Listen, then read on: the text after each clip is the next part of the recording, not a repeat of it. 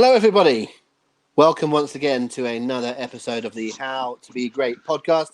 Thank you for joining us wherever you are, whether you're on the your favourite podcast via Apple Podcasts, Spotify or similar, or whether you're here on the Hopes on Wrestling YouTube channel, where the purists among you will be happy that Paul and I are in our correct positions today. He is on the left and I am on the right. That is where we are on the screen, not necessarily our politics, but occasionally it can be that way. Hello, Paul. How you doing, mate? I'm very well, thank you. Hello, everybody. Thanks for joining us. Hello, Rob. How are you? I'm going to be boring. I'm hot. It's really hot, isn't it? It's a bit warm. We're recording this on sort of Tuesday, middle of the afternoon. And I'm very fortunate. I'm down in Devon, which normally is a little bit cooler than the rest of the country. Paul's up in Yorkshire, but I think we're both. You can probably see the sheen on our faces. It's a little on the warm side. Yeah, I just went out for a after work walk with my missus and bucketed in sweat. We had to come home quickly because it was just too bloody hot outside. And there's no chance of a bike ride today, that's for sure.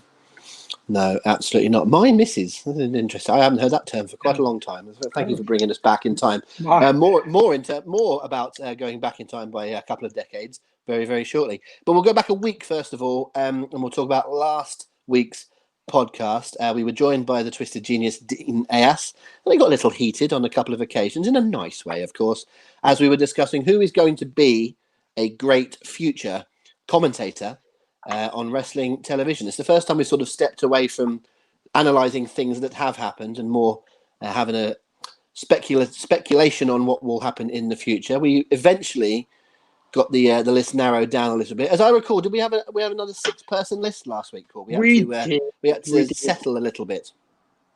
Well, we had Dean on, didn't we? So I think it's a fair, there's 3 opinions going in. So I think it's a fair moment to go to 6, but we'll try not to do that again for a while. Okay, well, you're the man with the answers. So do you want to tell us, give us a little bit of a rundown of some of the names that we picked, and especially the who came out on top?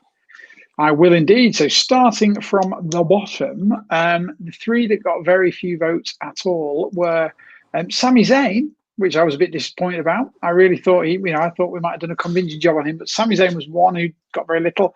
Drake Maverick, similarly, and Alexa Bliss. They were the bottom feeders, as it were.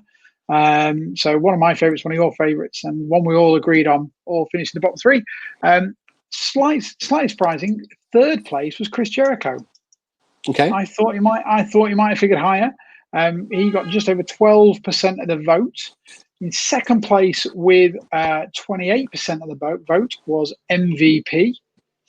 And good. I think a resounding and fair winner with just over 50% was Dolph Ziggler. Okay. Who people think is going to be the man when it comes to commentary when he hangs up his tights, which I think is a very fair shout. Yeah, some interesting results there. I think MVP's inclusion in 2nd place there is very indicative of his recent performances. He's in our eye line at the moment, being featured on Raw and doing very, very well. I think if we'd have done that list and picked the same 6 people 3-4 months ago, I think he would have been right down the bottom. But people have been reminded, and that's not because he's not very good. It's because it's a little bit out of sight, out of mind. Yes. I think they've been reminded about his talents just lately, which is excellent to see. And also in this great heat, you managed to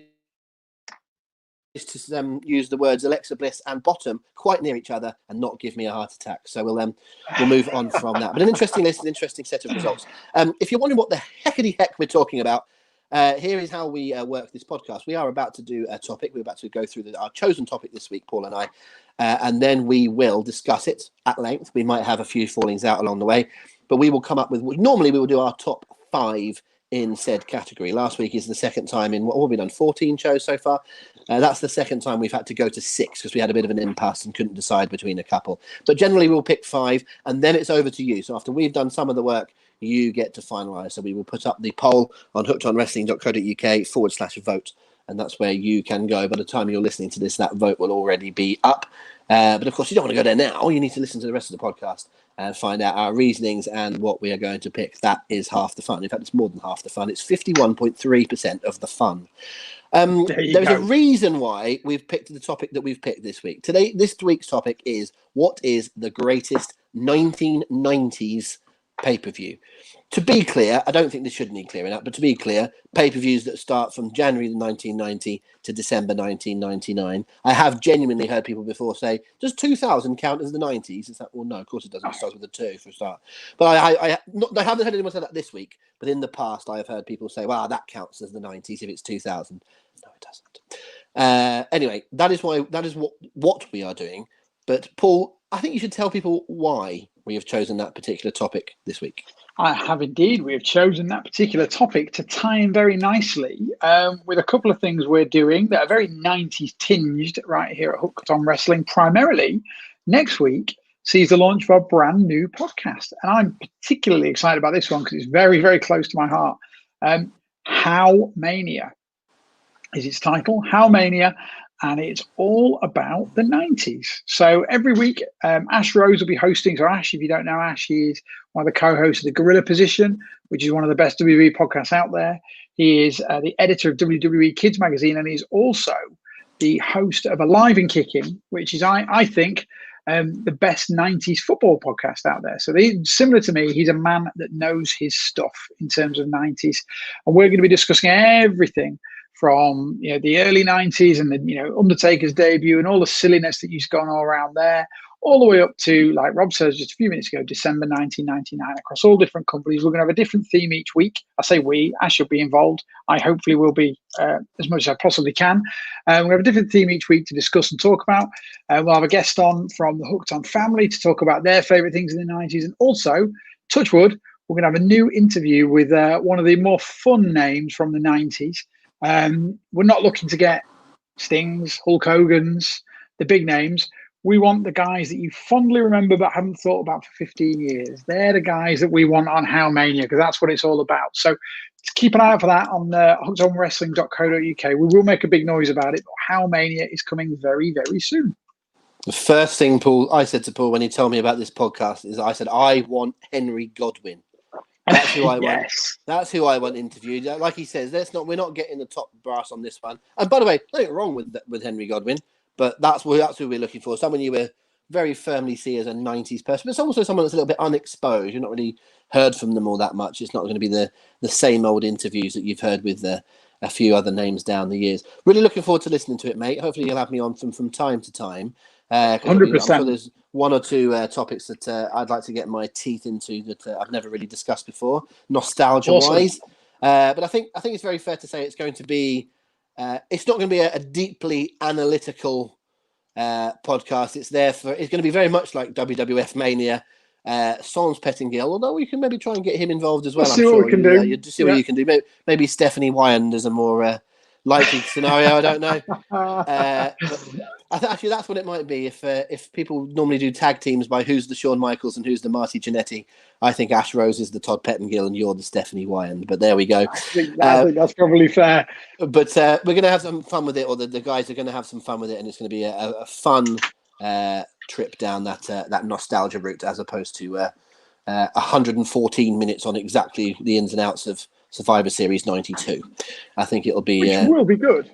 It would be good, but it'll be something done with a bit more fun than the analytical look that we sometimes take. So really looking forward to that. So that's your sort of 90s connection as far as podcasts go. So hopefully you'll all tune into that. And the plan is that will be launched next week, Paul, if that's right, all being well. That's the plan, mate. Yep, that's absolutely the plan. And that will be the week building up to SummerSlam. SummerSlam takes place a week from Sunday as I'm talking. You'll tell me look what he's done. Paul Benson he hasn't done anything yet, mate. So what he's trying to do and messing up on the screen for those of you that are watching on YouTube. Anyway, it's 23rd of August is SummerSlam. And while we can't do what we would normally do for the Hooked On Wrestling parties, what we are going to do is have fun in our own way. Tell them, Paul. So, as you can maybe see, a slight representation behind me.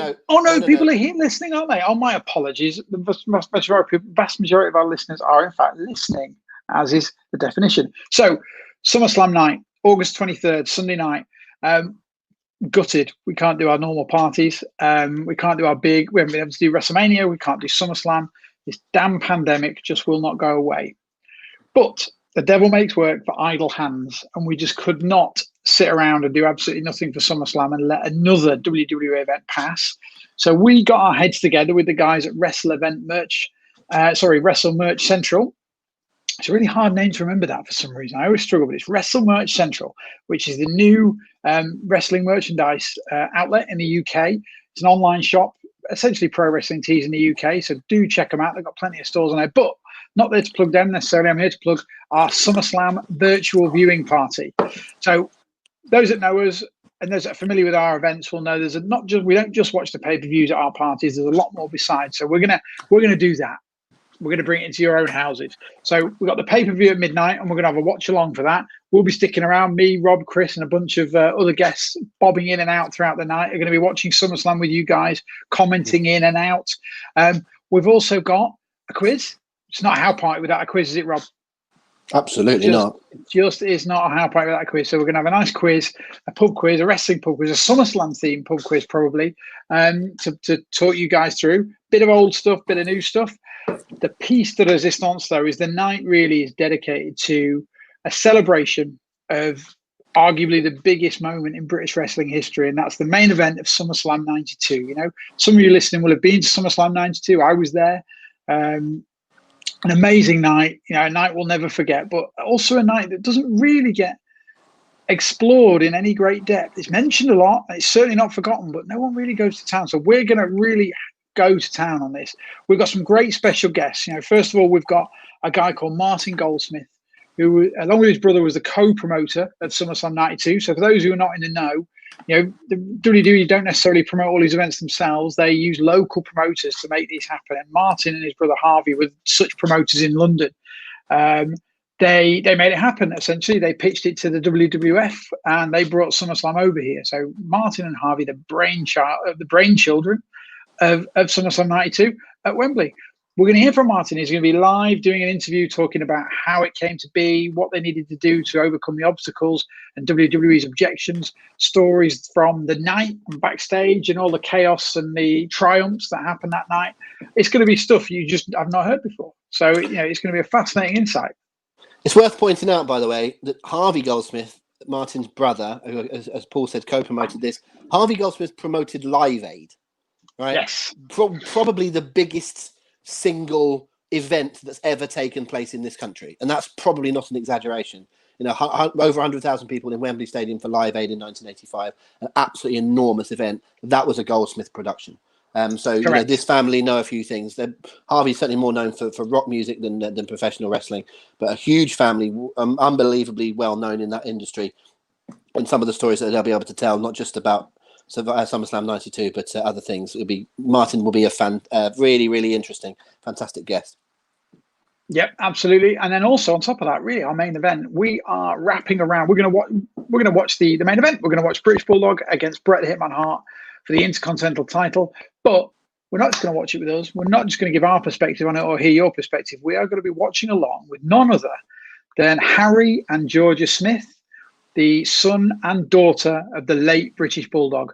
They are going to be talking all sorts of things about their experiences from the night, how the family reacted to the events, what the fallout was, you know, their dad's career more generally, what it was like to grow up as the offspring of the British Bulldog. You know, we're really gonna go to town on this. We're really gonna sort of celebrate what that guy did for British wrestling and really pull out some amazing stories from those that know him the best, his family. So that's going to be amazing.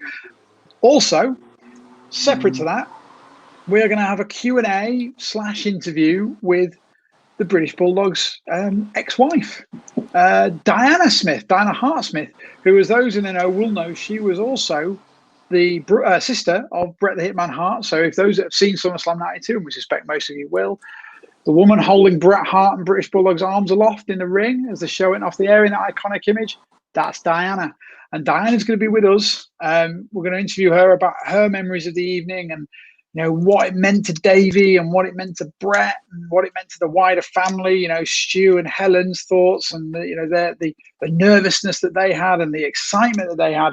It's going to be a first time ever live interview about SummerSlam 92 that she's running through with us. I can't wait for that, mate. Can you? There's a lot going on, isn't there? We're going to pack a lot into 4 hours or so before the event Hey, itself. mate, It is we going to be totally so much are. fun. We totally are. So, We've got various other guests as well. There's no point in beating around the bush. What we're trying to do in the next 2 weeks is we're trying to track down and get on camera in some form or fashion as many people who performed at SummerSlam 92 as we possibly can. We've already got a few. We've got a few videos, so we're going to have a combination of, all being well, combination of live interviews and video interviews that will play out through the night through our Facebook and YouTube pages. For anybody who's on the card at SummerSlam 92, mate, it's going to be fun tracking those guys down. It's going to be an interesting attempt to use technology. That's for sure. That's the.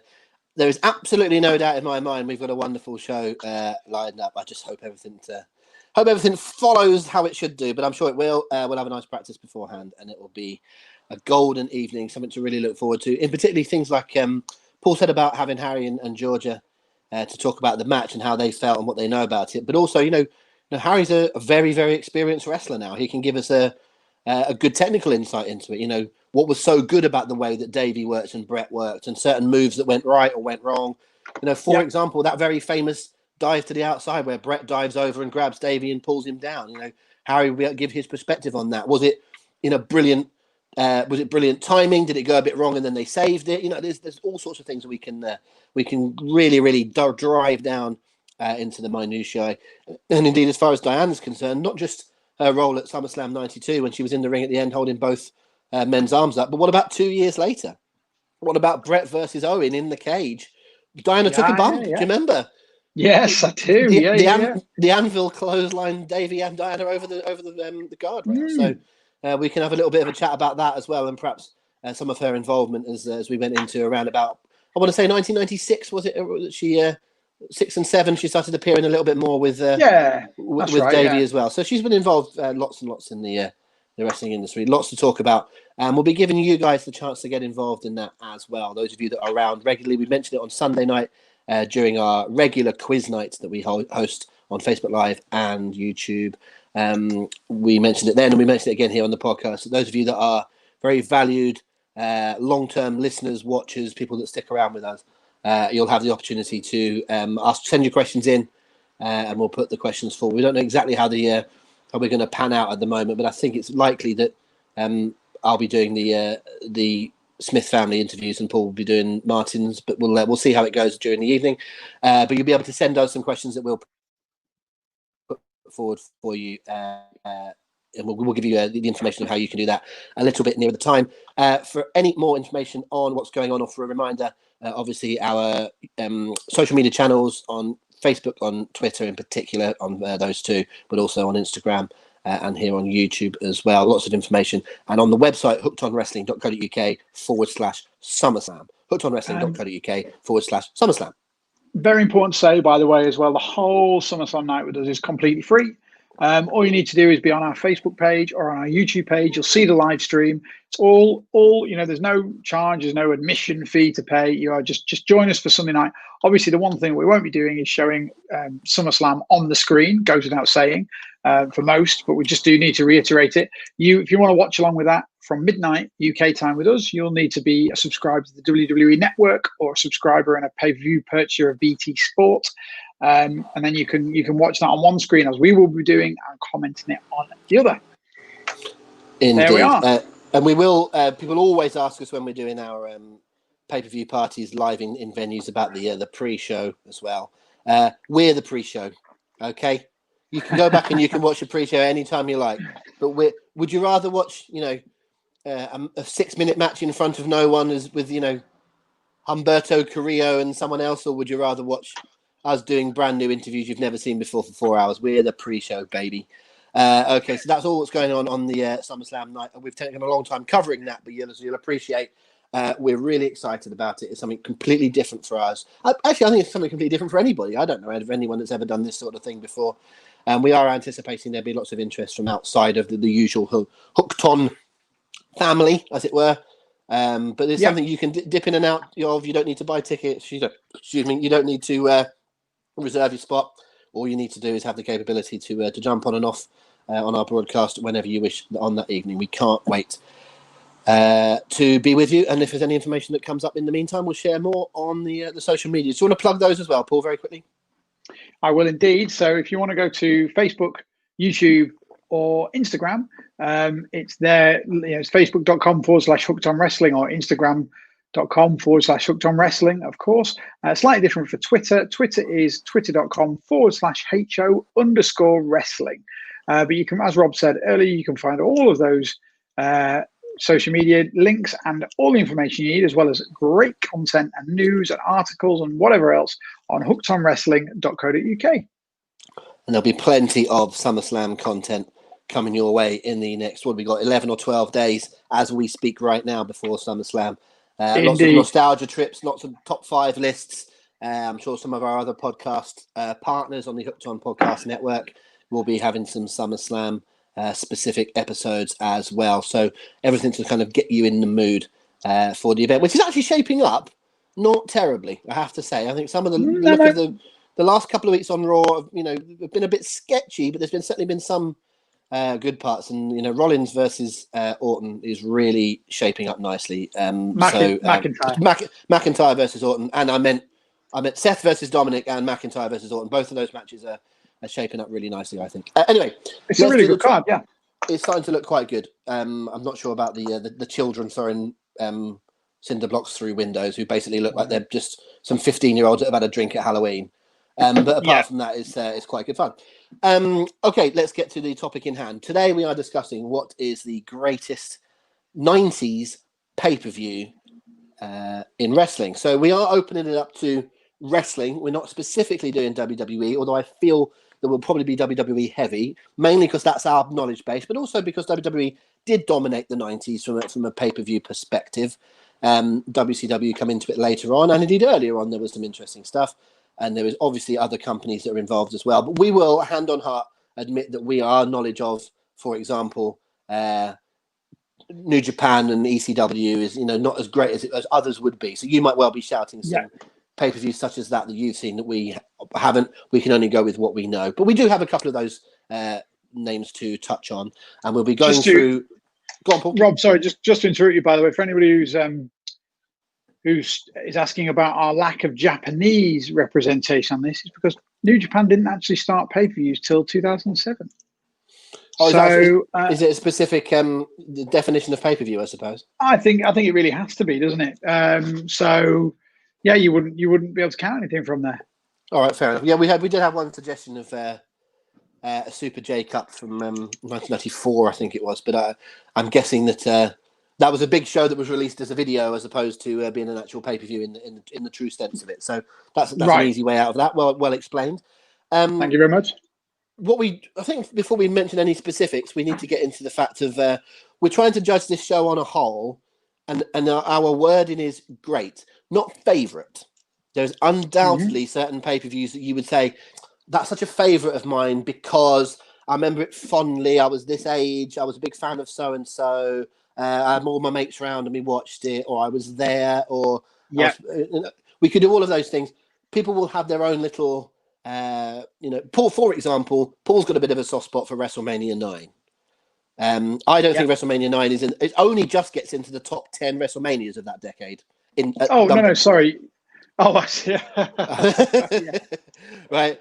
In my opinion, but I can understand why it's someone's favourite, but hand on heart, no one can seriously tell me that WrestleMania 9 is a great pay-per-view. It might be something you look on back of fondly, but it's not a great one. So we're going to try and be going into that. We'll also be looking at how much does one match affect things. For example, are we going to bring up WrestleMania 13, which doesn't have a particularly good card except for one unbelievable match, which might have been the best match of the entire decade? Can that bring up an entire card? What about a great undercard but a poor main event? What about a crowd involvement? There's all sorts of things we'll be discussing. So there's a whole retinue of things to go through. Let's start, Paul, where we've just been talking. Let's start in London in August in 1992. You were there. 80,000 other people were there.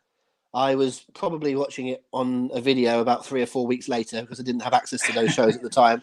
A mate I probably had to wait until September when I went back to school and had a VHS from someone else that had watched it, that taped it, and then saw it. But SummerSlam 1992, undoubtedly for anyone of our sort of age, Paul and I are mid, some would say late 30s, and it's in our wheelhouse. Some of you are a bit younger and will look back on it fondly. It's also in this country, so that affects our view on it slightly, but it was still, wherever you're from in the world, an iconic pay-per-view. Was it a great one? You see, this is going to be a really interesting topic as a whole. I think I'm going to find it really hard to be objective because there's so much nostalgia and so much emotion and so much of my childhood wrapped up in these pay-per-views through the 90s and not least in 1992, which is a great place to start, by the way, because for me that was the year I really truly became a wrestling fan. My first event was SummerSlam 91, but in 1992 I sort of came of age as a fan, and I still thought it was real throughout the whole of 92. It wasn't until sort of early 93 that I realized it was not quite on the up and up. So I've got a really unique perspective. SummerSlam 92, I was there. As Rob said, I was 10 years old. I was with my father. One of the most amazing days of my life. Everything about the whole day is tremendous. I've got hugely fond memories, and I watch this pay-per-view at least once a year. Was it a great pay-per-view though? That is the question. It's really hard to say. So we start with a tricky question right off the bat, because obviously it's got an amazing match. It's got an amazing main event between the British Bulldog and Bret Hart, one of the greatest matches of all time, one of the most emotionally charged matches of all time, one of the best crowd reactions of all time. Everything about that match is first class, legendary, top end, whatever adjective you want to use, you can use it for that match. The rest of the card, though, is not good. It's just subjectively, just not a good pay-per-view. It was really carried well by, the British crowd was so starved for wrestling back then. And, to see stars like the Ultimate Warrior and the Undertaker and Randy Savage and Hacksaw Jim Duggan and guys like that in our national stadium made sure that everything got a great reaction. But, the Undertaker match lasted 3 minutes and ended in a count out. The main event, the world title match, was a convoluted mess. There were multiple 2, 3, 4 minute squash matches, as was the sort of norm for pay-per-views in the late 80s and early 90s. It's really hard to rate, like with any sort of conviction. All I can say is that I've never watched a pay-per-view as many times as I've watched this one, and I enjoy it each and every time I watch it. And that goes for the squash match and everything else. I think certainly the pageantry and the iconic nature of it puts it in our discussion, but it's very hard to rate. I certainly think that it is part of a show. You can't say, well, take away 80,000 people, take away the fact that it's Wembley Stadium, put that card in, the Meadowlands in America, and what do you get then? And they said, well, yeah, actually, you can't do that. That's not fair, because part of the whole point was it was in London, it was at Wembley, it was 80,000 people, it was outdoors, it was daytime. Yeah. All of those things play in. The fact it got dark later on, that's all part of a show. That has to factor in. And, people can debate. And, even when we announced this on Sunday night during the quiz that we were going to be doing this, it was an almost overwhelming response of this is going to be fantastic. But one poster on that night, and I'm not knocking them for it, said, it's not a great match. Brett versus Davey is not a great match. I don't really like it. Now, I disagree with that opinion, and I think most people would. But that is their opinion, and they're entitled to it. But I think most people would, objectively say it is a great match. It's full of drama. It's also called really well. Sometimes people will, knock Vince a little bit for not being a great commentator because he says what a maneuver rather than telling you that it's, a Japanese arm drag or whatever. But Vince is on form on that night. That match, he calls the match excellent. Vince is a much better commentator than people give him credit for in big matches. At the time, I'm saying because I'm thinking of the match in my head. I'm not saying be able to do it now, but I'm saying that when you go back and listen, he works, and him and Bobby are good all night. It's a good presentation, but it's hard to think that a great pay-per-view, and I mean that with a capital G, and to be making our list, is going to have Nails versus Virgil and Crush versus Repo Man, and as you say, 3 minutes of Undertaker versus Kamala. It's just really hard to think. I mean, what's what's the next two best matches after Brett and Bulldog? It's probably Warrior and Savage, but as you say, it's unsatisfying finish, and maybe LOD winning the first match. Maybe LOD, maybe Michaels Martel. Even that's a bit silly, isn't it? Two heels that can't punch each other in the face. It's like, yeah, quite. The drop off is stark. And I think, mate, when we look back on this, we're going to really struggle to sort of pick quality by today's standards, because pay-per-views are so different. They had a different purpose back then. They were more like boxing pay-per-views, weren't they? And they were propped up by one or two big matches, and the rest was filler. Like, you imagine trying to throw, going back to WrestleMania 7, for instance, and chuck the Mountie against Tito Santana onto WrestleMania nowadays. Now, well, it just. Well, actually, this WrestleMania, they had Baron Corbin versus Elias, which harked back to that sort of thing and stuck out like a sore thumb because of it. But that was because of the circumstances going around. This year's WrestleMania was effectively 7 hours, though, wasn't it? So it's correct, and it was effective. It was a complete. It doesn't count. It just doesn't count. It doesn't. But you look at that now, and this was prevalent in the early 90s.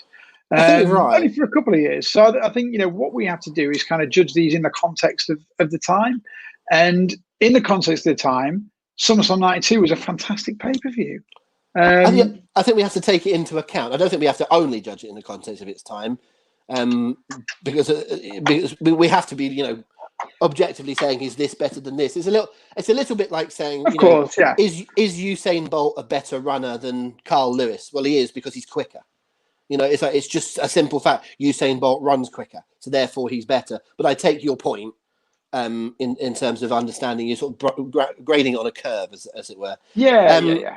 I would also say, in your analogy to boxing, in terms of, you're right. If there's a big fight coming up, if it's I don't know, Mayweather versus Pacquiao or something is being built up, do you care if all the undercard matches are rubbish if the main event lives up? That's what you're paying for. But then that's not really what wrestling has been based on for a long time. Even that pay-per-view, it wasn't built on Brett versus Bulldog, was it? That was the main event, and that was the match people wanted to see. But it wasn't the only thing that was prepared, and everything else was thrown back. You are still paying for other things. I think it would be a little bit narrow to look at it that way. But what I do think we need to look at is how important is an undercard and how important is the main event. Because I'd like to offer that the next one I'd like to offer is the SummerSlam the year before. Both of you, yes. both you and I say that it's the first pay-per-view we remember watching. So I'm fond of this one in the way that you're fond of 92. It's probably the pay-per-view I've watched the most in my life, gone back and watched over and over again. I do think objectively it's a better show than 92. I think there's more better matches in it. However, I would say I think it's a good pay-per-view for 2 hours. And then I think the tag match between Warrior, Hogan, and Slaughter and his crew, I don't think it's a good match. I don't think it's enjoyable anymore. I think it's got no good workers in it. Sometimes you can have people saving it. You've got 5 people here.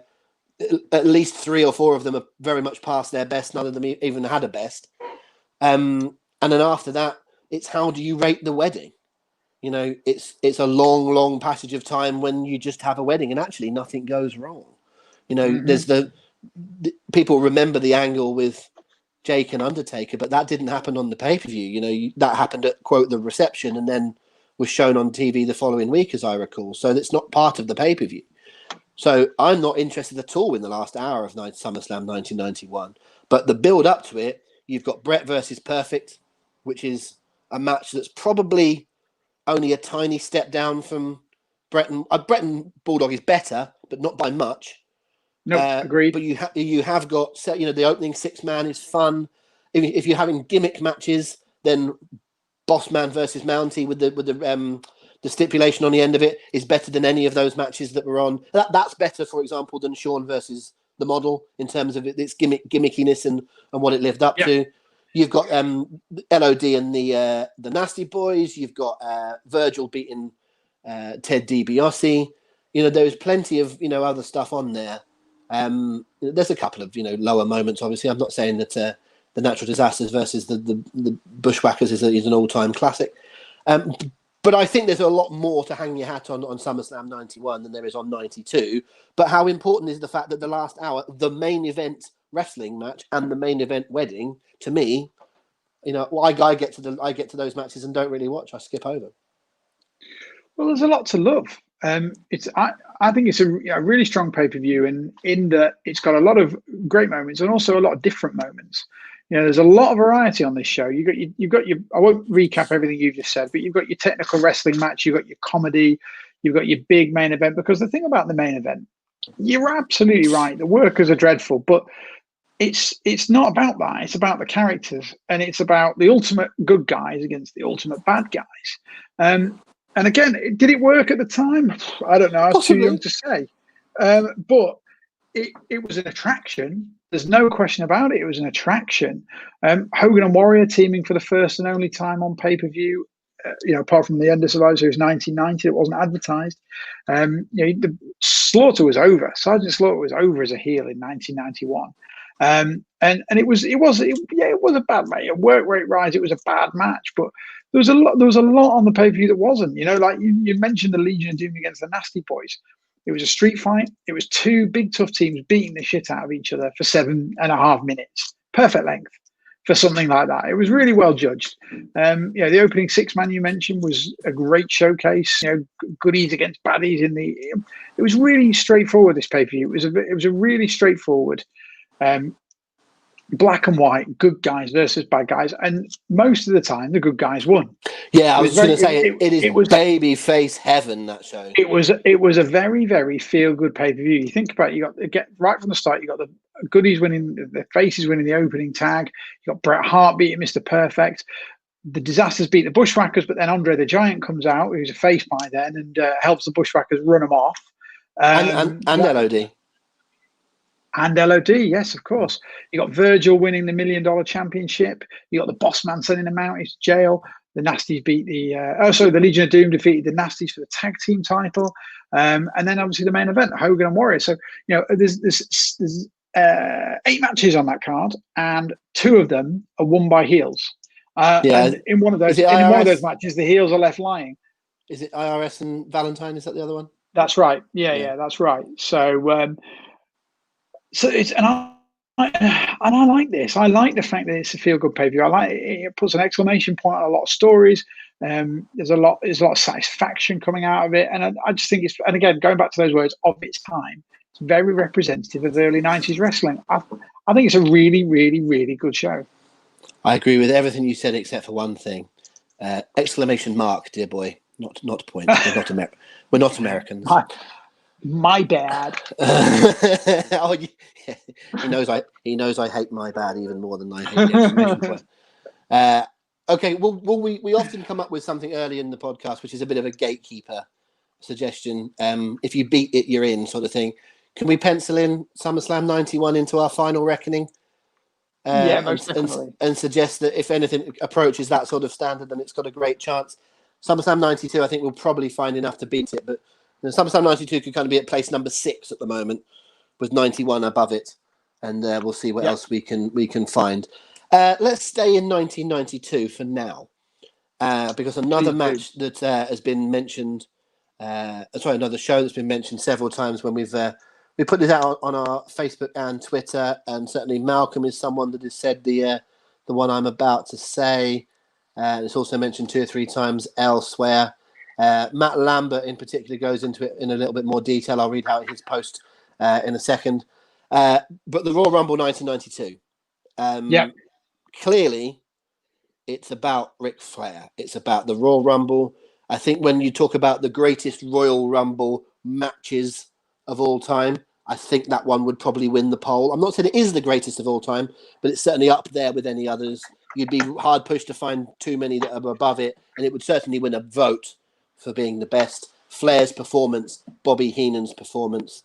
There's so much to love about that. Matt Lambert says it's got so much greatness in it. Flair winning the title is the crown jewel, but Piper winning the IC title in his promo. Flair's post-match victory speech with a tear in my eye. The first sign of a Hogan backlash or other highlights. The standout is Bobby Heenan with possibly the best ever commentary performance in history.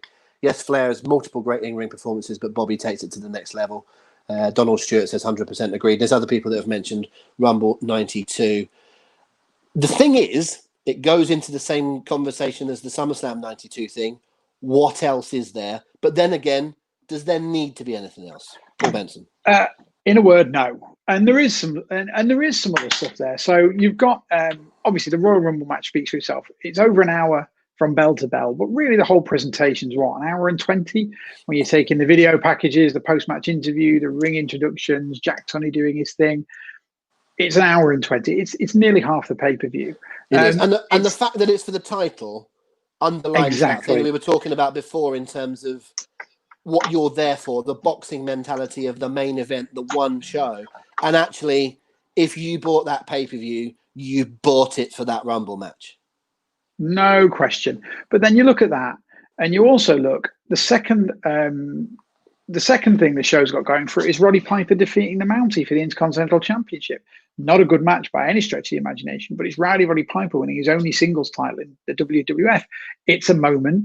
It's a really feel-good moment, and people loved it. And let's not forget that opener, the New Foundation against the Orient Express, damn good opener. It's okay. 15 minutes. It's a good tag team match. It's a 15-minute. WWE did a lot of that in that era. They'd put on an exciting, interesting, no stakes tag match to open the show. I actually think sometimes people get that a bit confused, because the year before, I think I'm right in saying the year before was the Rockers and the Orient Express. Is that right? That was tremendous. Yeah, but that's amazing. Tremendous. But I think this isn't people that. Get that. No, I know it's not that, and I know it's not that. But I think sometimes people go, "Oh, it's not just the Ric Flair's match, but the opening tag match was amazing." It's like the opening tag match was all right. The Rockers match the year before was the amazing one. I think people sometimes get those two conflated. Sure, I'd go much better than all right. I'd say really good, really fun, but it's not as good, not on a level as the year before, which was excellent.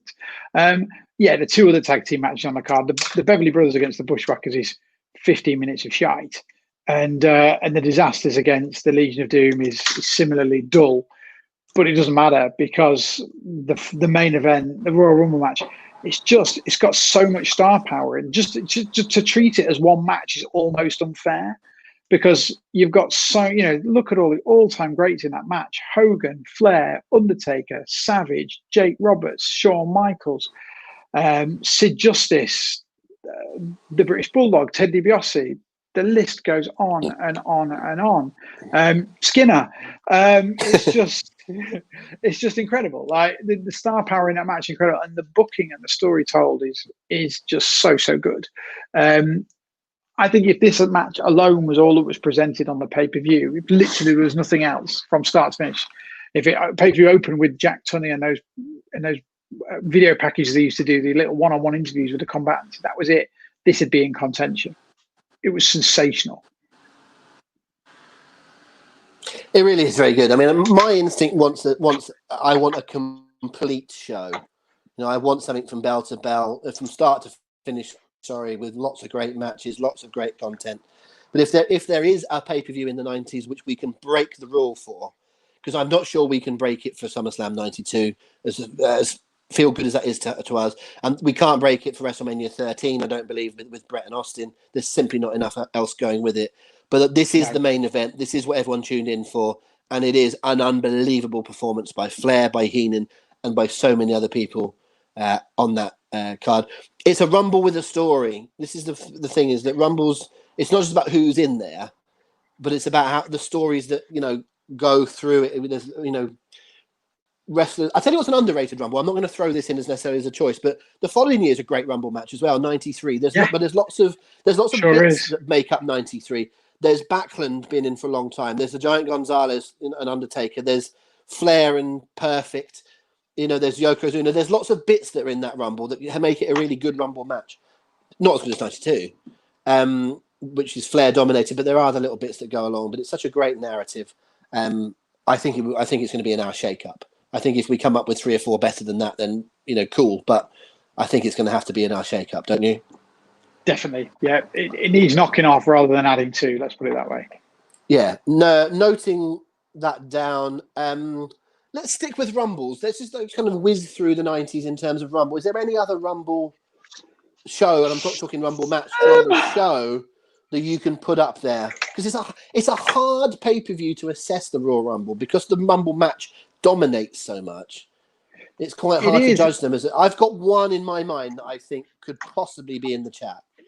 Yeah, similarly, because there weren't, after '92, there weren't too many great Royal Rumble matches, and as you said, it tends to live or die, by that match. I'd be looking at, and I just want to really mention, I don't think it's going to make the list, but I think Royal Rumble '97 is the only one I would put forward. Agreed.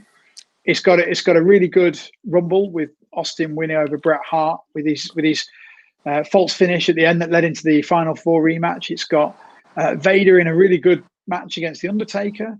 It's got. Do you remember the Ahmed Johnson against Farouk match? Total garbage brawl. It was ridiculous, but it was fun at the time. It was just Ahmed Johnson wrecking guys. It was huge. It was massively massive. Johnson against Farouk at the time was full of heat. You really believe those guys hated each other. And this was just Ahmed Johnson working his way through the Nation of Domination, smashing them all to pieces. And it was cool. The moment when Johnson comes out during the Rumble and eliminates Farouk with the biggest piece of wood you've ever seen in your life is the biggest pop of the Rumble. It's an is it really? Noise. Well, maybe not the biggest. Maybe Bret's music might be bigger, but the noise that crowd. And remember, it's at the Alamo Dome, so it's the great big.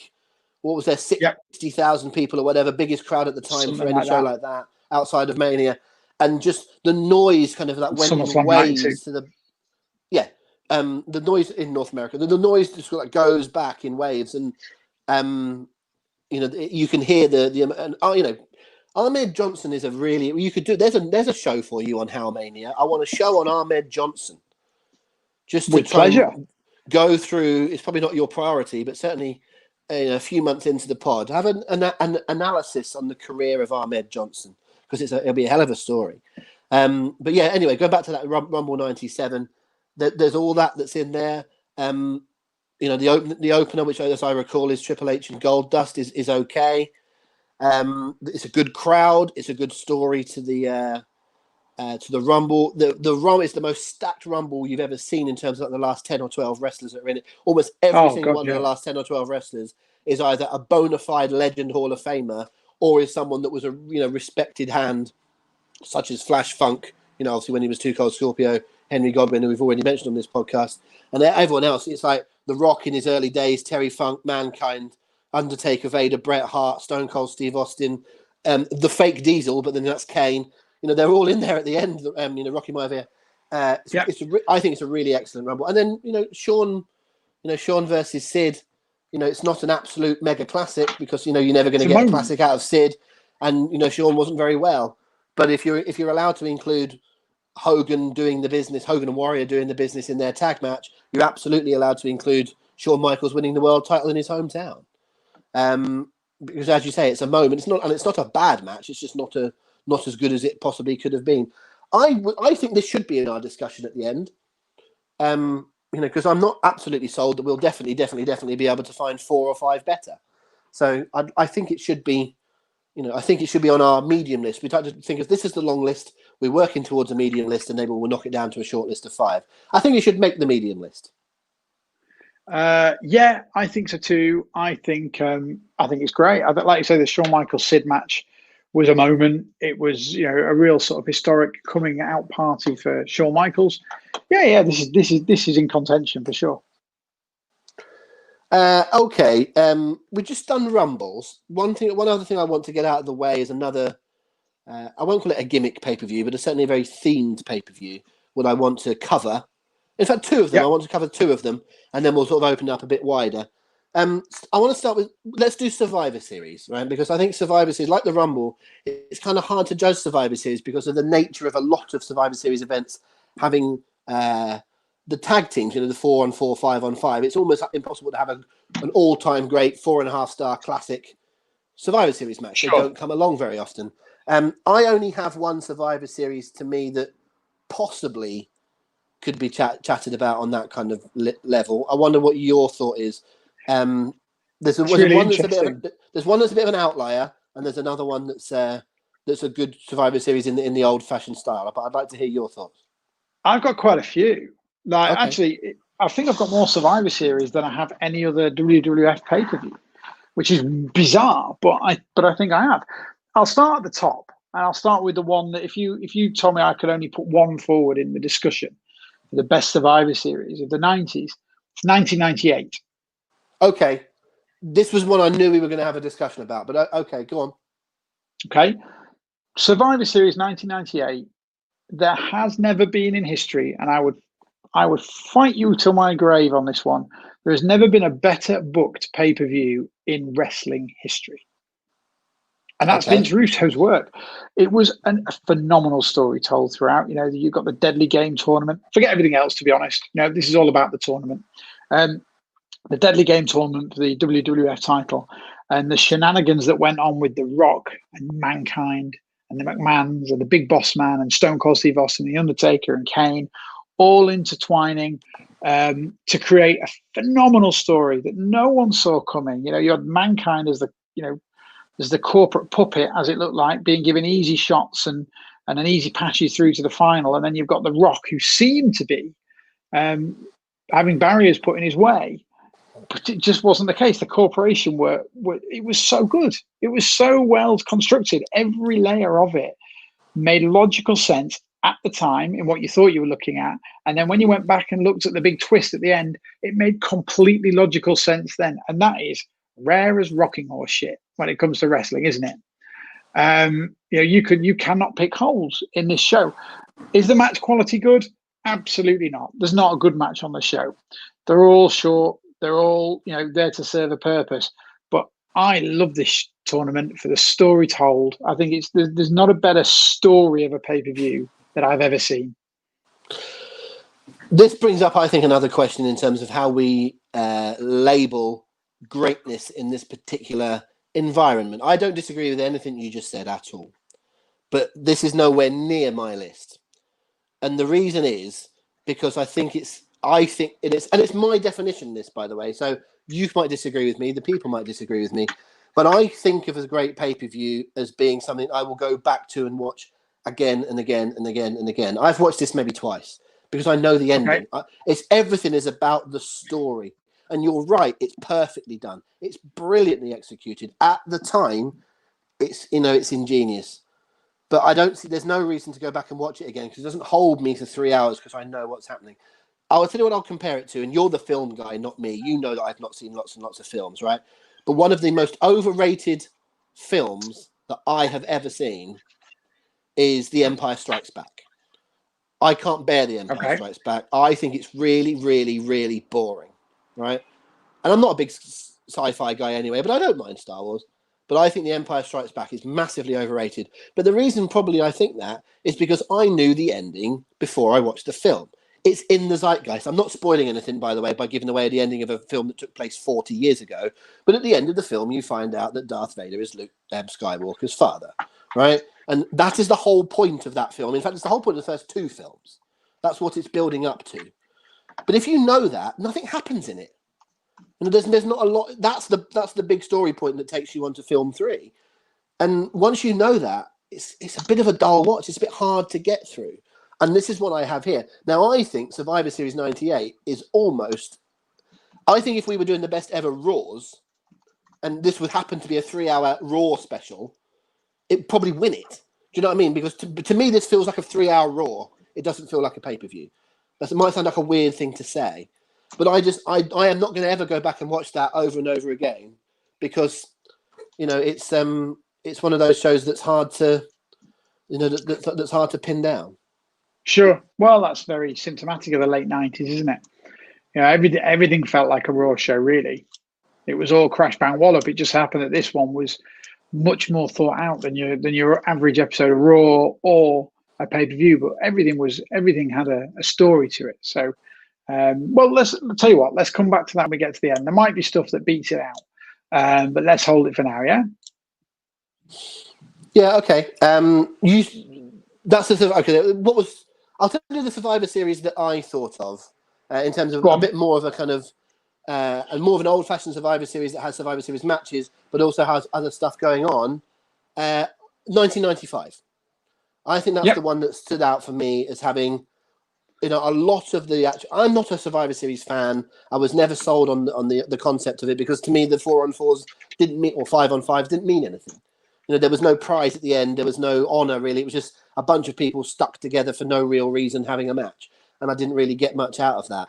But this one to me had more different stuff on it. It has a very, very satisfying main event title match, very satisfying. And am I right in saying this is the one that starts with the 4-on-4 that's got Marty Jannetty and the 1-2-3 Kid and those kind of crew in it? That is a fantastic. You're absolutely right. With a great story told. I think it's a really, really decent pay-per-view. I think it's the only Survivor Series that I would offer up. Well, I think you're on something, because not only, I've just got the card in front of me now, but not only does it have that great match to start, it then goes into that fantastic 4-on-4 women's match, where it is against Team 100 Base, which is brilliant. The main event, the world title match between Bret Hart and Diesel, was, as you say, superb. Really sort of the prototype for what the Attitude Era became. Really great match. And then the wild card match as well, which again, it was. We've said it a few times. Was it a great match in the ring? No, of course it wasn't. But was it an interesting match? Absolutely. And it was fun to see the faces and the heels interacting in a different way. And it told a really good story. Mate, you wouldn't get a single argument off me from discussing this one later, that's for sure. Okay, cool. In terms of other Survivor Series, I'm trying to see what other suggestions we had from people. Andrew Scrimshaw said Survivor Series 98. As you mentioned just there, but is there any other ones that you wanted to offer up quickly? Not with any great conviction. I think there's a whole bunch that I found immensely fun, but I couldn't really put up. If I tried to argue for them, you could eviscerate me quite easily. I'd say the only, especially looking at 1990 and 91, two really enjoyable shows, but there's too many holes in them to really consider them the best of the decade, but both really, really fun for what they did. And you're right, when you look at the watchability factor, probably actually, I've seen those more than I've seen 98 by choice. So, yeah, I'd go with those two. But I don't think we need to go into any depth with them because they're not going to hit our list. Okay, you just broke up. I think Paul might have gone. He was breaking up a little bit towards the end of that. Okay, what we'll do here, folks, is we record this now, because we record this via the YouTube channel, and then we'll take the recording later on for the podcast. It's a little bit difficult to add this together. At this point, what we normally do is have a recording break and then come back and record the rest of it. But it's a bit tricky to do that. So hopefully Paul is trying to get his internet back. Well, I'll tell you what we'll do. While Paul's away briefly, trying to get his internet back, which I presume is the issue. Maybe there's a thunderstorm in deepest, darkest Yorkshire. I'll do some of the comments. I'll lift some of the comments that we've had with some suggestions. Let's go back on the Twitter feed. I'll keep away from a couple of the ones that we're going to deliberately hold back on, because I know we're going to talk about them at some stage. But as I mentioned, Malcolm definitely said Rumble 92. Andrew Scrimshaw offered a few up, and I thought they were interesting because he put one-liners afterwards, and they're not necessarily ones that you might expect. But Andrew said SummerSlam 92, great atmosphere and some very good matches. We've covered that a bit. Survivor Series 98, great story from start to finish and great twist at the end.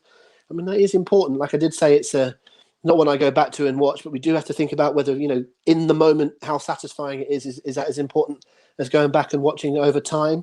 Royal Rumble 1999, a really good pay-per-view to portray that era.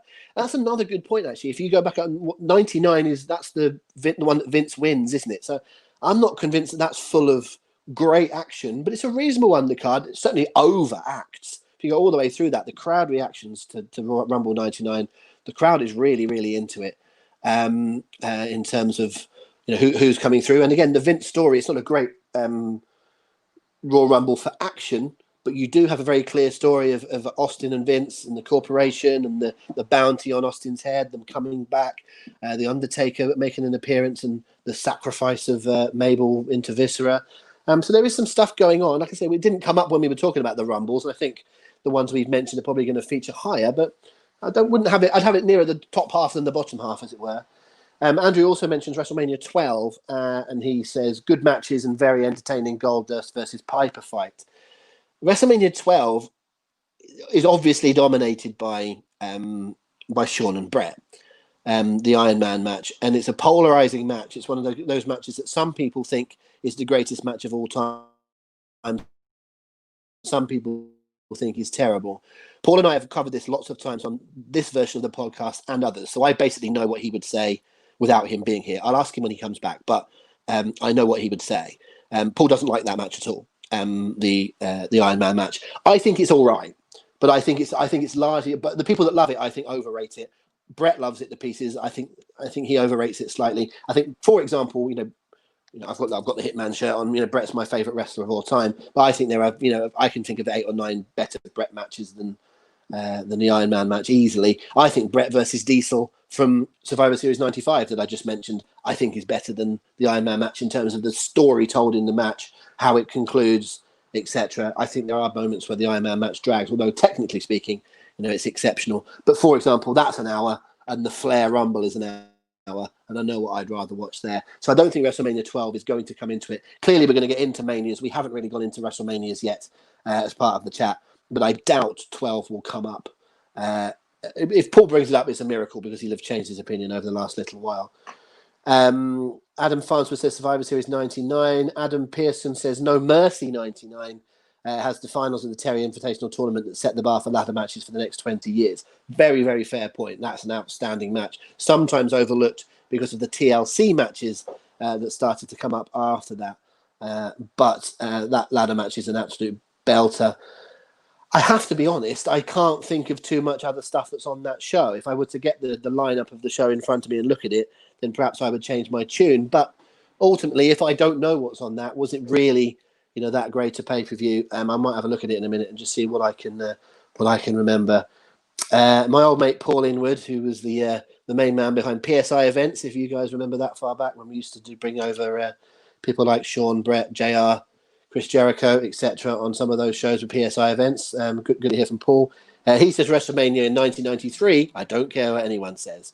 What he means WrestleMania 9. The point I made, I sent him a message back on that, and I said, sometimes you get magazines, glossy magazines that will have, oh, hello, Paul, he's back. I'm just finishing a point on WrestleMania 9, so you've timed it well.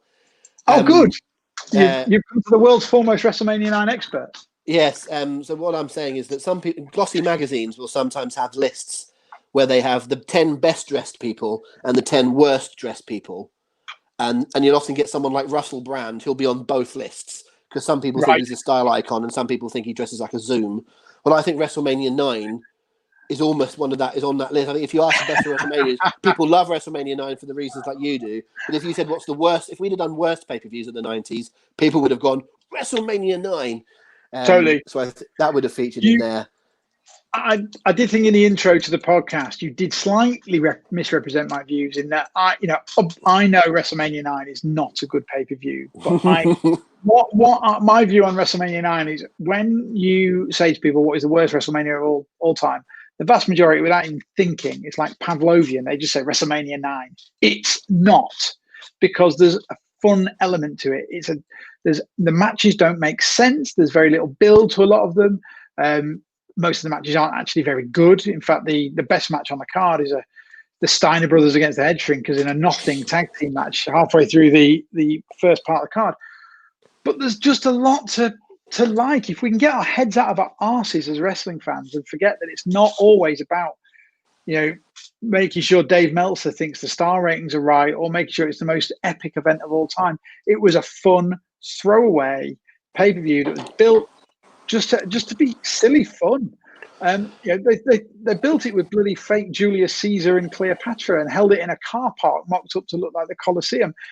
If you take it in the spirit that it is, it's a fun 3 hours. It is not troubling our list. It's probably in the bottom 10 pay-per-views of the 90s, but it's not the worst WrestleMania of all time and not even close.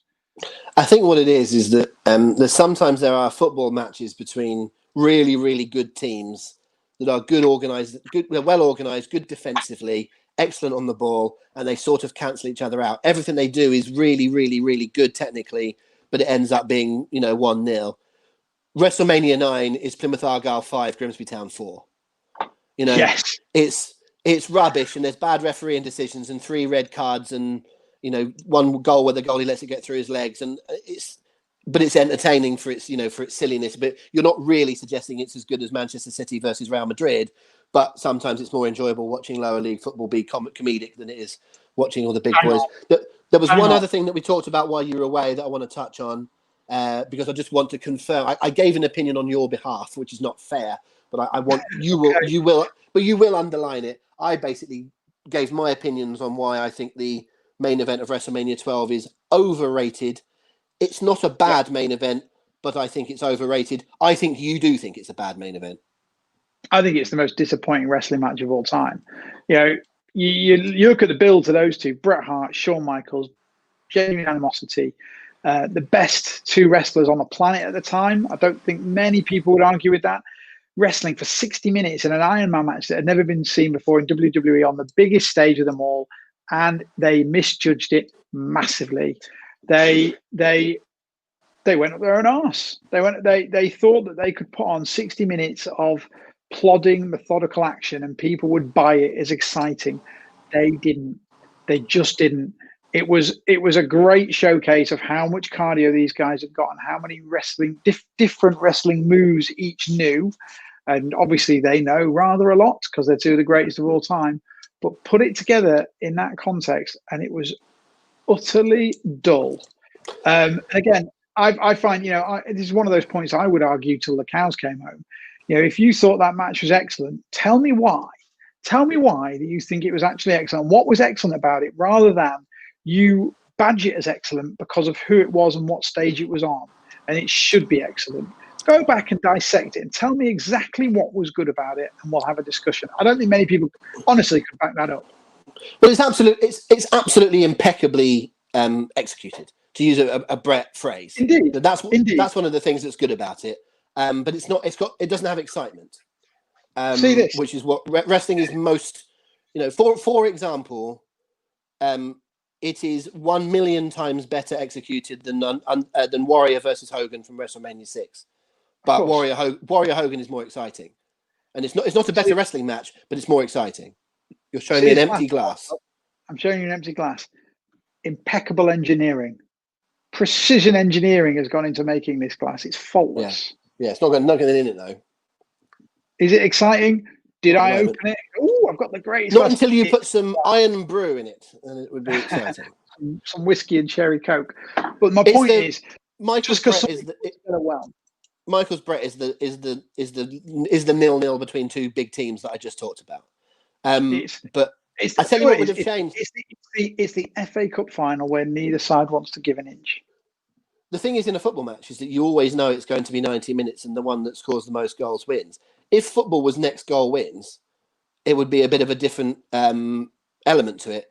And I think that match suffered by being an Iron Man match. I think if it had just been Brett versus Shawn main event and they'd have done exactly the same match, it just happened to have a 60-minute time limit, it would have been inordinately better. Because at any 100%. Moment, you think the match could end. And when it doesn't, and when it goes past half an hour, and the announcers could be going, my goodness, we've been going 40 minutes. This is the longest match in WrestleMania history. Neither of these guys can beat the other one. And if they looked more and more frustrated that they couldn't beat the other one and it was going on, they were going, we've gone past 50 minutes. This is extraordinary. The commentators, but they didn't do that. And they just could kind of, okay, still 0-0. Still 0-0. And I think as a wrestling fan, even at WrestleMania 12 in the kind of early days of people being a bit savvy, I think you could tell once it got over half an hour that you knew it was going to be, it was either going to be 1-0 in the last minute or it was going to go 0-0 in extra time, which is what it did. So I think you can change that immediately by having the same match move for move, but the context is first pin wins. Like a normal match. Basically just make it a normal match. Could not agree more. Do you know what would have improved that match inextricably? Go on. If Big E would have taken Bret Hart's place. If Big E would have been wrestling Shawn Michaels that night.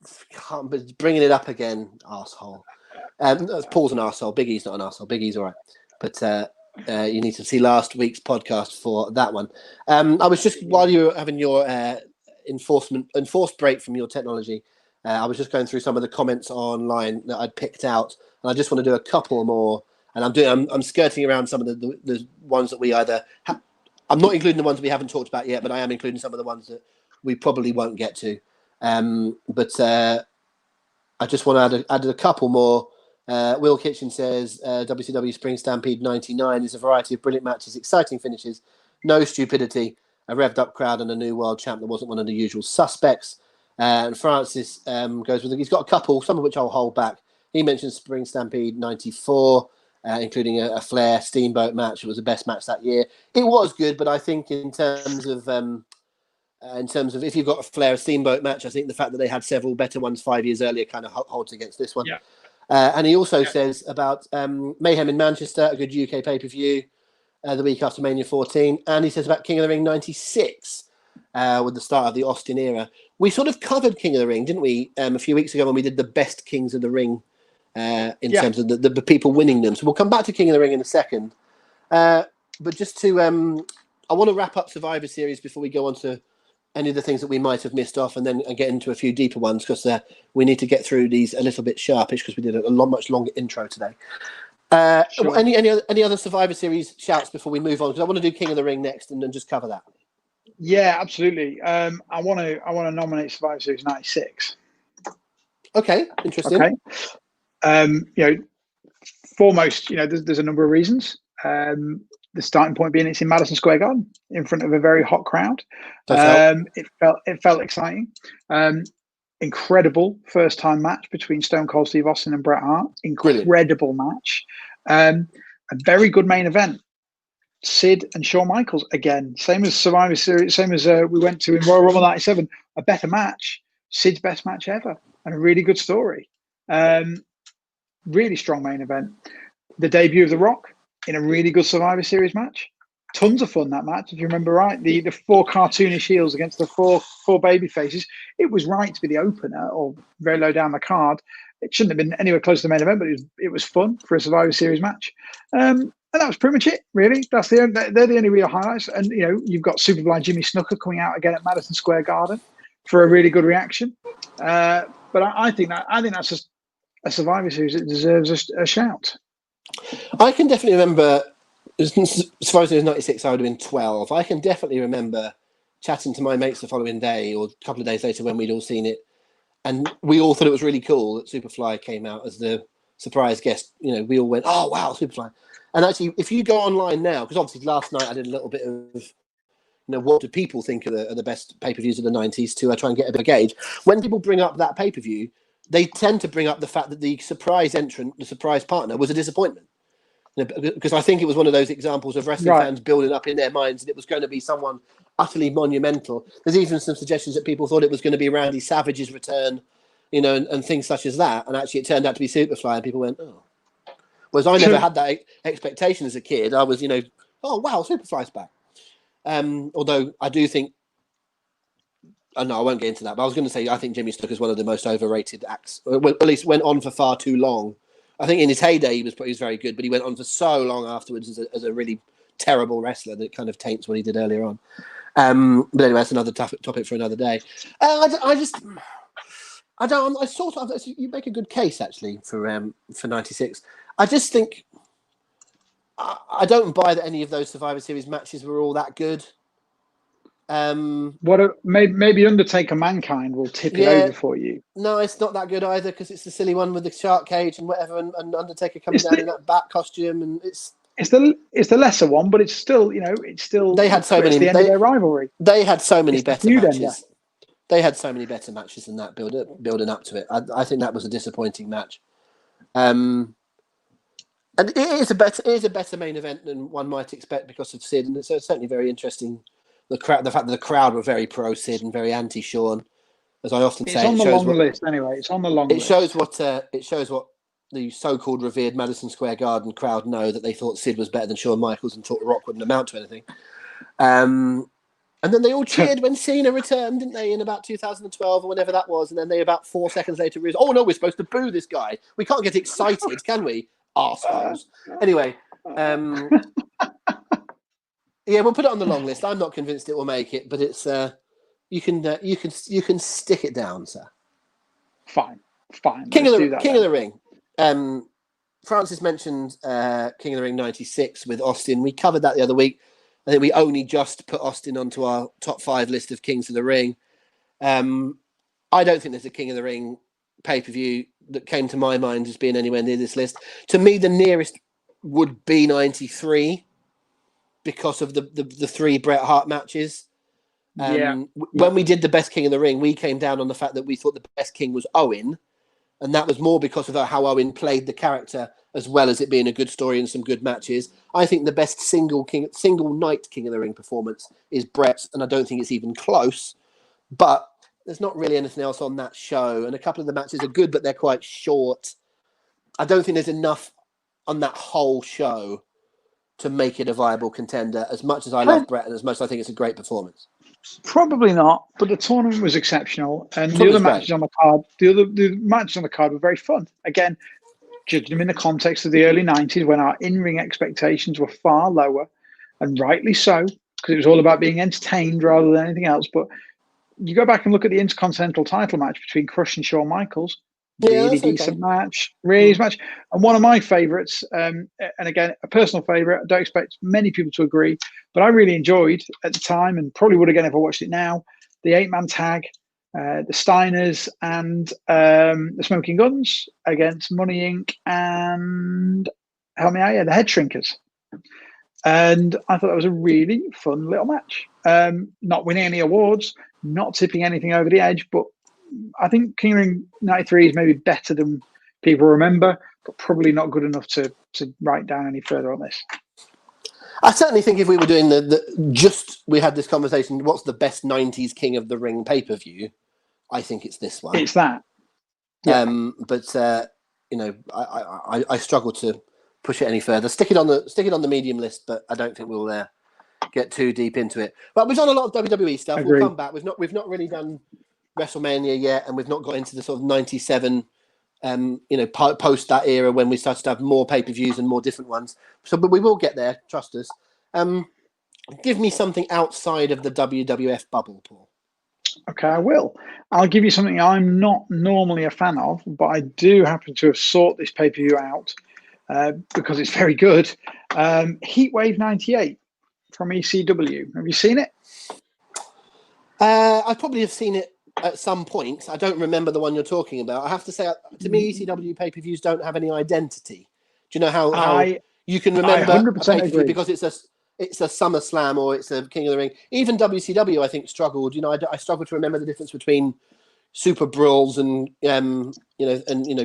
other different Wrestle Wars and whatever. I struggled to remember the differences between certain WCW things, but I probably would have seen the Heatwave. Remind me. Well, unquestionably, you're right. Nobody branded pay-per-views like WWE, but Heatwave 98 was probably, in terms of quality, the pinnacle of ECW on pay-per-view. It was the highest grossing ECW pay-per-view, as it happens. They did nearly 100,000 buys, which is pretty bloody good when you think about it, the size of that company. At that time, that was their best. The matches you will recognise this pay-per-view for, there's three. There's three that you'll remember it for in particular. You got Taz against Bam Bam Bigelow when they did the Falls Count Anywhere match for the FTW Heavyweight Championship. Is it the one? Is it the one when they went through the ring? Correct. Yeah. I believe so. I'm saying that with an asterisk. I believe it is. Yeah. I'm going to look it up in a second. The best match on the card, in my opinion, this is one I went back and watched it specifically for. It's the ECW tag team match, tag team title match, should I say. It's Rob Van Dam and Sabu against Hayabusa, and the guy that we know better as Hakushi, but here is Jinsei Shinzaki. What a match! What a match! Just a brilliant tag team match. If you've not seen it, anyone, go out of your way to watch that match as soon as you can. Just wonderful. Needs no context at all. It's just a great match. And then the third one, Mike Awesome against Masato Tanaka. I'll say no more.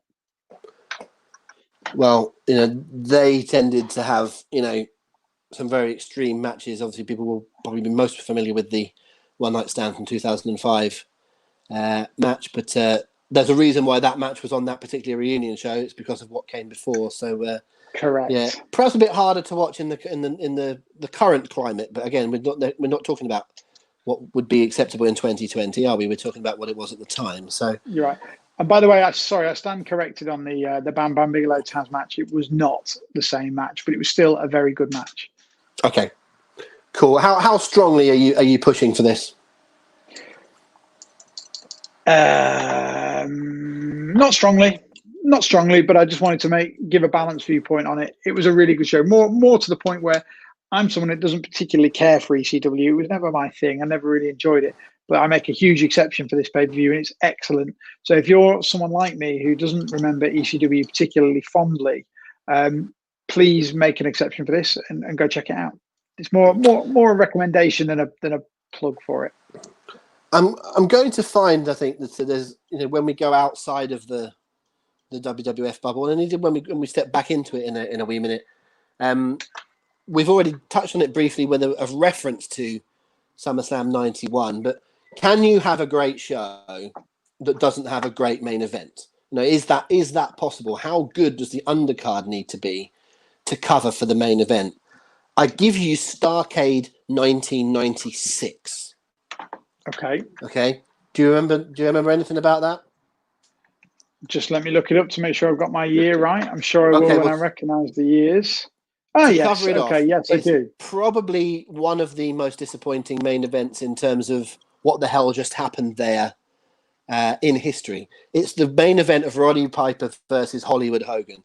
We're just getting rolling with the NWO, and Piper shows up, and he's going to be the person to put an end to the NWO and to Hogan and all this. And he beats him, but doesn't win the title because for some reason Piper had not signed up for a title match. They never advertised it one way or the other. You assumed it was a title match. It didn't actually happen. And then not only did he beat him, he then just went away for a little bit. And the following night on Nitro, they just carried on as if nothing had really happened.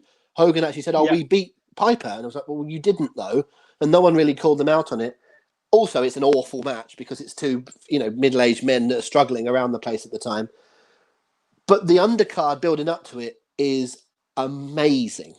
It is absolutely amazing. You've probably Lex Luger versus the Giant, which is second from the top, is probably the next worst match on the show, but it's all right. And here's another 90s podcast I'd like you to do. I've already said I'd like you to do an Ahmed Johnson one. I'd like you to do a Luger one because I think the Luger story is really interesting. I think Luger is kind of, I think Luger gets a bit of a hard time, folks, and I think it's because his time in WWF was a bit, shoddy. But I like Luger. I like Luger. WCW run from '96 onwards. I like Luger. And there's the rest of this. I'll go through this one really quickly from matches 1 to 6. They called him the Ultimate Dragon unsuccessfully in WCW, but Ultimo Dragon versus Dean Malenko, Akira Hokuto versus Medusa, Liger versus Rey Mysterio Jr., Jeff Jarrett versus Benoit, and a particular little favourite of mine, the Outsiders versus the Faces of Fear. For about 3 months, the Faces of Fear were shit hot. They looked like proper badass baby faces that could hurt you. And for whatever reason, they just went away from them. The Faces of Fear are one of the tag teams that could have been that were never. It's Meng / Haku and the Barbarian, if you're wondering. And then Eddie Guerrero versus DDP, which was for the US title. It's just an absolutely stunningly good undercard. It's great match after great match. Ultimo Dragon and Malenko, Liger versus Rey Mysterio. You'd never seen matches like that in 1994. It just hadn't happened. The Mexican, Japanese, and North American styles all meshing on this show. And then you had stuff like the Outsiders and the Faces. It's a really, really, really fantastic show until the last half an hour, which is awful.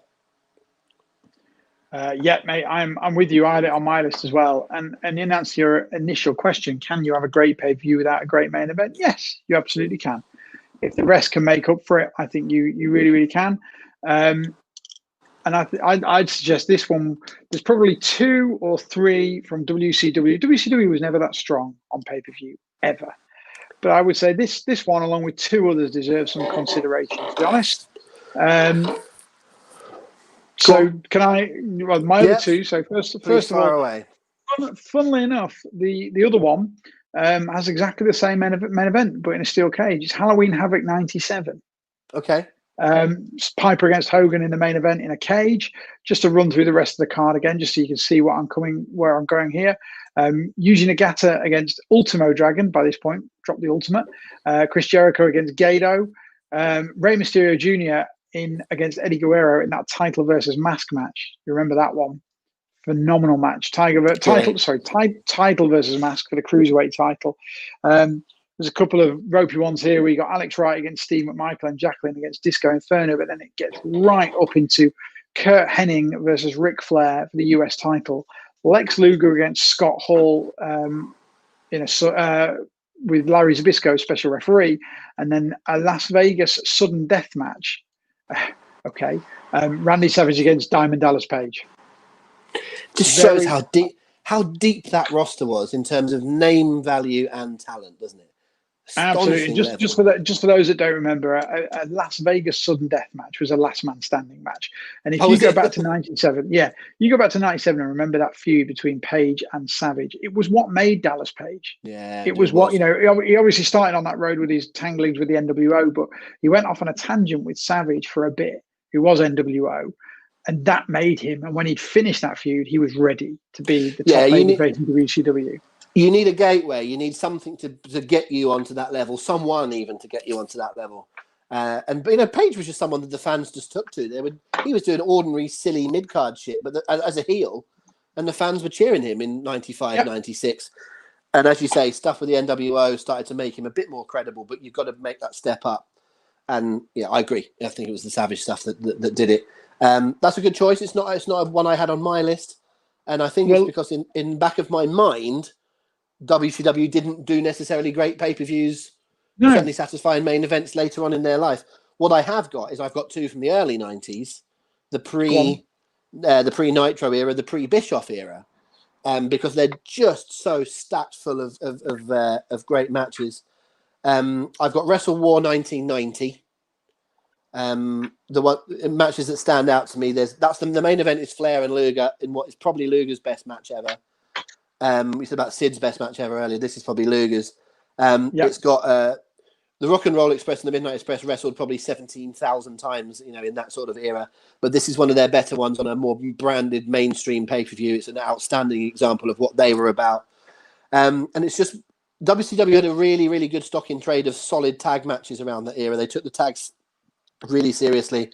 And Brian Pillman and Tom Zenk versus the Freebirds is on that show, and it's just a really underrated tag match. I don't think it's necessarily I'm not pushing it for an all-time list. It's not probably going to be in the final five here, but I wanted to flag it up as a really good pay-per-view. And I also wanted to flag it up in terms of the next two Wrestle Wars, 91 and 92, are really highly regarded. I just personally don't like War Games matches. No, you said that before. Of the War Games matches, those are probably two of the better ones, and they're also good undercards as well. I can't offer it up because I can't get behind War Games. I've never liked War Games. But I would understand why anyone would suggest Wrestle Wars 91 and 92. And just one other one finally from me. And again, it's not necessarily got an absolutely all-out standout classic, but just the consistent level of great action. Super Brawl 1992. With some of the matches I've pulled out. Austin and Zbyszko versus Rhodes and Wyndham. Arn and Bobby Eaton versus the Steiners, Pillman versus Liger, Sting versus Luger, Rick Rude versus Rick Steamboat. Just quality after quality after quality, and it's mouthwatering stuff. This, if we were doing a show that was no context, no background, no worries about what's going on around it, no historical significance, you just want to watch great wrestling for 3 hours, you're going to struggle to beat this one. It's absolutely jam-packed. It's in that lovely little era. I mentioned this on the podcast 3 or 4 weeks ago, but the Dangerous Alliance was something that could have been so massive, and it didn't really end up panning out. But this is Dangerous Alliance time, and with some other great stuff in there. And Pillman, if all you know, folks, is the loose cannon and his final years in WWF in '96 before his tragic death, that's not Brian Pillman. Flying Brian of the early 90s is just a dream to watch. And this is right in there. And they gave him Liger here. And of course, people know Pillman Liger later on, but this is prime them. And then you chuck in some badasses like Arn, Bobby Eaton, and the Steiners. Just you've got so much going on in this pay-per-view. It's a joy. Stunningly good, yeah. And I had this one on my list too. I can't argue with that at all. If we were to go with the old tokenism and say we had to have a WCW one on this one, this may well get my vote. Great show. And as a sidebar, I absolutely love the name Super Brawl for a pay-per-view. I don't know why. It's so WCW in a good way. I just think it's great. Really like it. I think, obviously that's from 1992. I wouldn't have been watching WCW in that sort of era, but I would have been familiar with them later on in the 90s, mid-90s, and would have heard of it, would have read it in wrestling magazines and whatever. And I think about a year ago, I went, I think that's a pun on Super Bowl. It took me 20 years or more, and I went, brilliant. I think that's the pun. And I think the rest of the world are going, well, yeah, we got that a long time ago, Rob. And I just went, oh, I've only just realised what that's meant to be a pun on. I thought it was just, brilliant. It might have been called Mega Fight. Do you know what I mean? It was just a word meaning good or great and a word meaning, brawl, melee. So it could have been called, Fantastic Fisticuffs. It didn't occur to me that Super Brawl is Super Bowl. The first pay-per-view that we promote, by the way, is Fantastic Fisticuffs. Fantastic. That is what we are calling it. 2023. The only other one I want to put forward from WCW is a bit of an odd one in terms of timing, because by this point WCW had almost completely gone to shit. But Spring Stampede 1999. Yeah, that was mentioned earlier. I mentioned it. I thought we would probably come back to that. Who was it mentioned? It Will Kitchen. He said a variety of brilliant matches, exciting finishes, no stupidity, a revved up crowd, and a new world champ that wasn't one of the usual suspects. And he's absolutely on the money. I don't think I could say it better. Just to give a few highlights, though, it's that whole variety that I really like. You start off with. I remember this because I only watched it about a year ago. But Juventud Guerrero against Blitzkrieg, great cruiserweight match. Then you've got Blitzkrieg. Then you got Blitzkrieg. There's a name from the past. Bam Bam Bigelow against Hack. It's a hardcore match. Is what it is.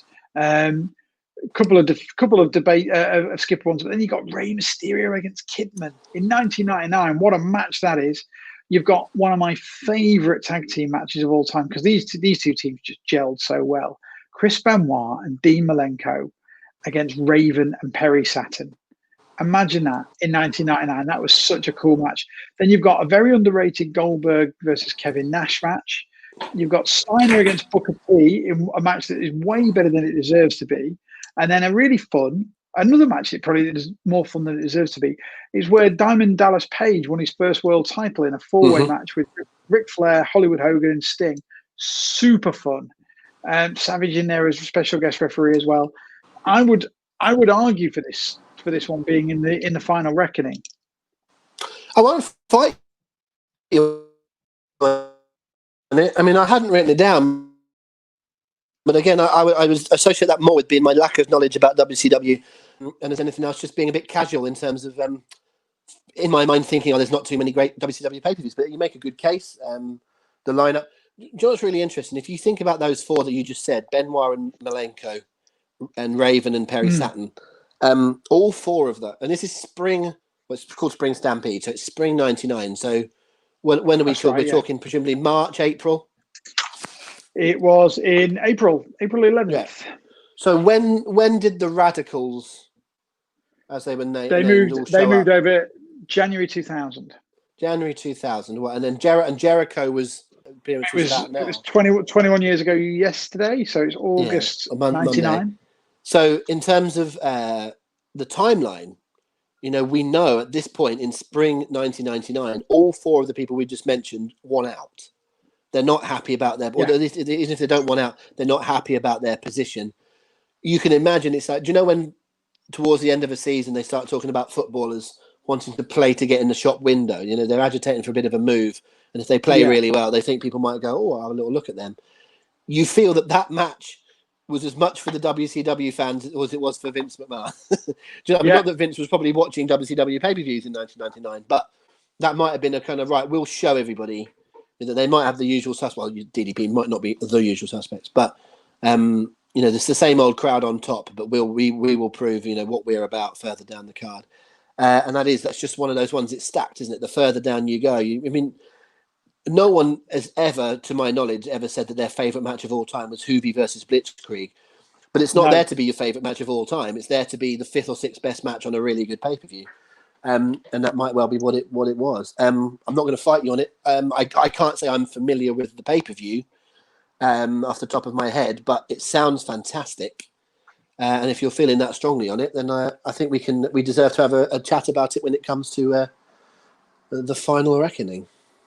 All righty then. Sounds good to me. Let's stay in that sort of era then. We're talking in 1996-97 is when we started to see the pay-per-view landscape change. So not only did WCW start to do more pay-per-views, WWE brought in Your House, and then we started to see the transition from the In Your House brands to things like No Mercy and Backlash and Judgment Day. I think we're talking 99, even maybe 2000, when some of those names started to happen. But the concept of the in-between pay-per-view was really something that happened around 96 and then broadened out through into 98, 99. So of that era, taking out WrestleManias and SummerSlams and so forth, are there any sort of in-between, what I call in-between pay-per-views? Not the In Your House ones necessarily, but any of those in-between ones from a little bit later on that you would pick up on?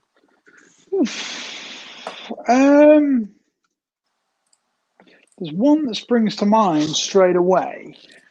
Fully Loaded 1999. Okay, let's hear it. Okay, so it's, I don't know where to start on this one really. Fully Loaded 99. You got Stone Cold Steve Austin against The Undertaker in the first blood match for the title. Oh, the first blood one, yeah, okay. The first blood match. It was a strong match. That semi-main event is Triple H against The Rock in a strap match to determine who's going to win, who's going to get the number one contendership for SummerSlam. You got Shamrock against Steve Blackman. You got Big Show against Kane. You got Bossman against Al Snow for the hardcore title. Jarrett against Edge for the Intercontinental title. And you got, this one was a cracker, Acolytes rules match. The Acolytes against the Hardy Boys and Michael Hayes for the tag team titles. Oh, I remember that. It was just an exciting pay-per-view. It was very much of its time, very disposable in a word, but very satisfying. And I remember it being just so much fun watching it in 1999. I enjoyed it immensely. Okay, again, it's another one that doesn't jump out at me that I remember particularly, which is automatically a knock against it. But there's one more. Okay. Canadian Stampede. Wow, that is without a shadow of a doubt on my list. Yeah. My favourite thing about the Canadian Stampede, in terms of talking about it, is if you were to say we've got a pay-per-view and 3/4 of the matches, I think there are only 4 matches, but so you have 3 matches are Triple H and Mankind, Taka Michinoku versus the Great Sasuke, and Undertaker versus Vader. It's like, they're pretty strong, aren't they? Oh yeah. Talk about a variety of stuff. They are 3 very different matches. The Triple H Mankind feud is exceptional in that era. Building up both men. Sasuke Taka Michinoku is the equivalent of a Rey Mysterio Jushin Liger. Not as good, but it's the equivalent in terms of breaking that sort of moves, that sort of match, and those sort of moves through to a WWF audience. They were behind, but it's still important to that audience about them breaking through. And then obviously Taker, Vader, your traditional big guys and whatever doing their thing, but they always seem to work well together. And then, of course, you've got all of the shenanigans about the Hart family match, the USA v Canada. This goes back to the SummerSlam thing. You have to factor in the crowd. You have to factor in where it was. You have to factor in everything that went with it. The presentation of the show is all key to this, because this 10-man tag would not have worked third from the top in the Kiel Center. You know what I mean? It had to be in Calgary as the main event with the Stampede on, with the Hart family. This is almost flawless, this pay-per-view. The only knock against it would be possibly that it's a 2-hour show, and you're bringing it up against 3-hour, 4-hour shows, so it doesn't have the time to get bad. It doesn't have the time to have the equivalent of the Crush Repo Man match. No. So I don't know whether that's to its benefit because it's almost all great, or whether it's to its negative because it's not fair on the others. But it's a lovely show. It's a lovely show. It's to its benefit, unquestionably. You can't be judging something on the time that it maybe could have or should have had. It was a 2-hour show. How was it as a 2-hour show? It was exceptional. That's the end of it.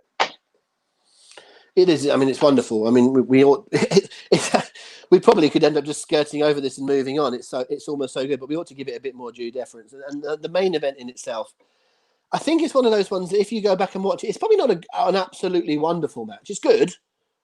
But it's all atmosphere, it's all story, it's all feelings for the wrestlers. And if you weren't around at the time, and we speak as Englishmen here, perhaps it felt even different if you were an American or a Canadian. But we did have an Englishman in the fight because we had Davey Boy, and the way that whole thing felt was in America they bill it as Canada versus USA. It was kind of USA versus the rest of the world, because I sort of feel like wherever you were in the world, like I'd be surprised if you were in Germany, for example. I would have thought you supported Bret Hart. You supported the Bulldog. Bret had a huge following in Europe, and in South Africa and in Australia and in India. And it's like Bret was a real worldwide star. He might be perhaps the biggest ever worldwide star that they had, with probably the exception of Hogan. But I would say Bret was probably a bigger worldwide star than Austin, except that Austin was an enormously bigger American star and was in the biggest era of the company. I'm not saying Bret deserves to be above Austin. He doesn't. But, Bret was so beloved in across the world. That felt like my fight as well. It felt like a British fight as well as it did a Canadian one. But if you weren't around at the time, if you're too young to have been watching it, you probably would go back and go, not quite sure what all the fuss is about. Because there's, Triple H Mankind is pretty good, and Sasuke Taka's, inventive, but I've seen all that before.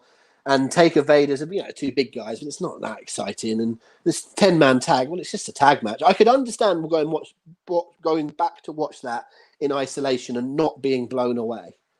But in terms of what it achieved at the time, and I do think it stacks up still, I think it's wonderful. I think it's a shoe-in for our list. And but I can understand why someone might go massively overrated. I can't, and I would say it's going to be on the list for sure when we ramp things up. That's me for the minor league pay-per-views, by the way. That's me. No, I've got no more to offer. No, neither have I. There'll be some decent ones and so forth, but we had a little bit of a chat about this, I think, on the podcast a few weeks ago. But it's worth bringing back up in this context: is that 96 changes things because of the NWO, and the WWE start to change their planning, the way that they work. Then 1997 tears up the books because of Attitude and because of USA Canada, DX, etc. And then into the Monday Night Wars. But it was very much the thing that although we had more pay-per-views, they were a bit of a means to an end. If we were talking about the best things that happened in the late 90s, almost all of them would happen on Raw or Nitro. No doubt about it. And I think it just goes to, fun enough, it's probably a good time to mention it because you and I had a conversation the other day about the 90s in general, and wrestling is really representative and really, really echoes what the 90s were, much more so than it does, nowadays, echoing society. It really captured the zeitgeist, and you know me, mate. I'm as big a bigger 90s fan as you'll find, and that goes in terms of wrestling and football and music and films and fashion and women and pretty much everything you can possibly think of. The 90s was my decade. And you asked me the other day to define what the 90s were, and I struggled. I really struggled. And I think what the 90s was, in actual fact, having gone away and thought about it, the 90s was about disposable pop culture. And it was when pop culture and when consumption became much more disposable. And I would describe the 90s, and this goes for wrestling as it goes for movies. Wrestling in the 90s was McDonald's, okay, or Burger King or KFC or whatever other fast food analogy you want. It tasted fantastic going down. It was great. It was massively enjoyable. You could eat it all day, every day, but there was very little substance, and there was very little that was good for you in there in terms of 90s wrestling. It was junk food wrestling. And the thing about junk food is it does not make necessarily a really strong, sensible meal. And what is a pay-per-vieiew other than a main course, a banquet? It's what, it should be the solid foundations. It should be the most satisfying part of being a wrestling fan. And unfortunately, 90s wrestling didn't lend itself to that. It lent itself to that disposable consumption. And I think 90s wrestling, and certainly pay-per-views, sort of suffered because of that. And like you said, you struggle to look at this and go, where's the standout show? It's because there's such a dearth of memorable. I'm struggling my words here now, but there's such a dearth of substance in everything that happened in the 90s. There's moments and there's stuff that was fantastic and you still remember now, just like you can remember your first Big Mac. I certainly can anyway. But in terms of actual quality, it's hard to say it's as good as some of the stuff we got in the year 2000 and beyond. Does that make sense? It totally does. I think if we'd have done this topic of what's the best pay-per-view between January the 1st, 1990 and December the 31st, 2009, I'm not sure any of the 90s ones would have got on the list. I think we'd be able to rattle out 2000s pay-per-views, half of them in the year 2000. But we'd have easily been able to come up with 4 or 5 WrestleManias that would be in the chat and things like what was the Great SummerSlam? Was it sometime 2002? You'd be able to knock out, and you'd talk about One Night Stand, and there's so many, great pay-per-views that you just roll out in the 2000s. But then you'd argue that how strong was Raw in that decade, and how strong was SmackDown, and the focus was a little bit different in the 1990s. So was everyone's attitudes towards things. You're right about the snackable culture. I think in terms of the development of wrestling, and I'll say WWF specifically because WCW changed at different rates and wanted to. But if you go back and look at, say, I think there's 3 distinct eras in terms of how they feel. And I think if you look at, say, the pay-per-views, the start of pay-per-view, outside of WrestleMania. So when you start getting, SummerSlam, Royal Rumble, etc., 1988, that sort of era, we get the 1988 shows and the 1992 shows. So that's sort of 4 or 5 years between 88 and 92. Don't look massively different. The logos are a bit blocky and a bit similar. The backstage, you've got the set, the locker room set with the phone. You've got the on-screen promos, the way the types of entrance music, the baby faces with the shiny gear. The commentators don't change much. It feels very similar. I think you've got a transition of 93 to 96, which actually is what you feel is when you start talking about 90s stuff. I think the 90s in your brain, you think 93 to 96 as being the 90s. And then from 97 onwards, it's a massive change again. WWF in 1990 does not look anything like it does in 1999. But I actually think what you see today, 21 years later, is not massively different from 1999 in terms of the presentation. I don't mean quality.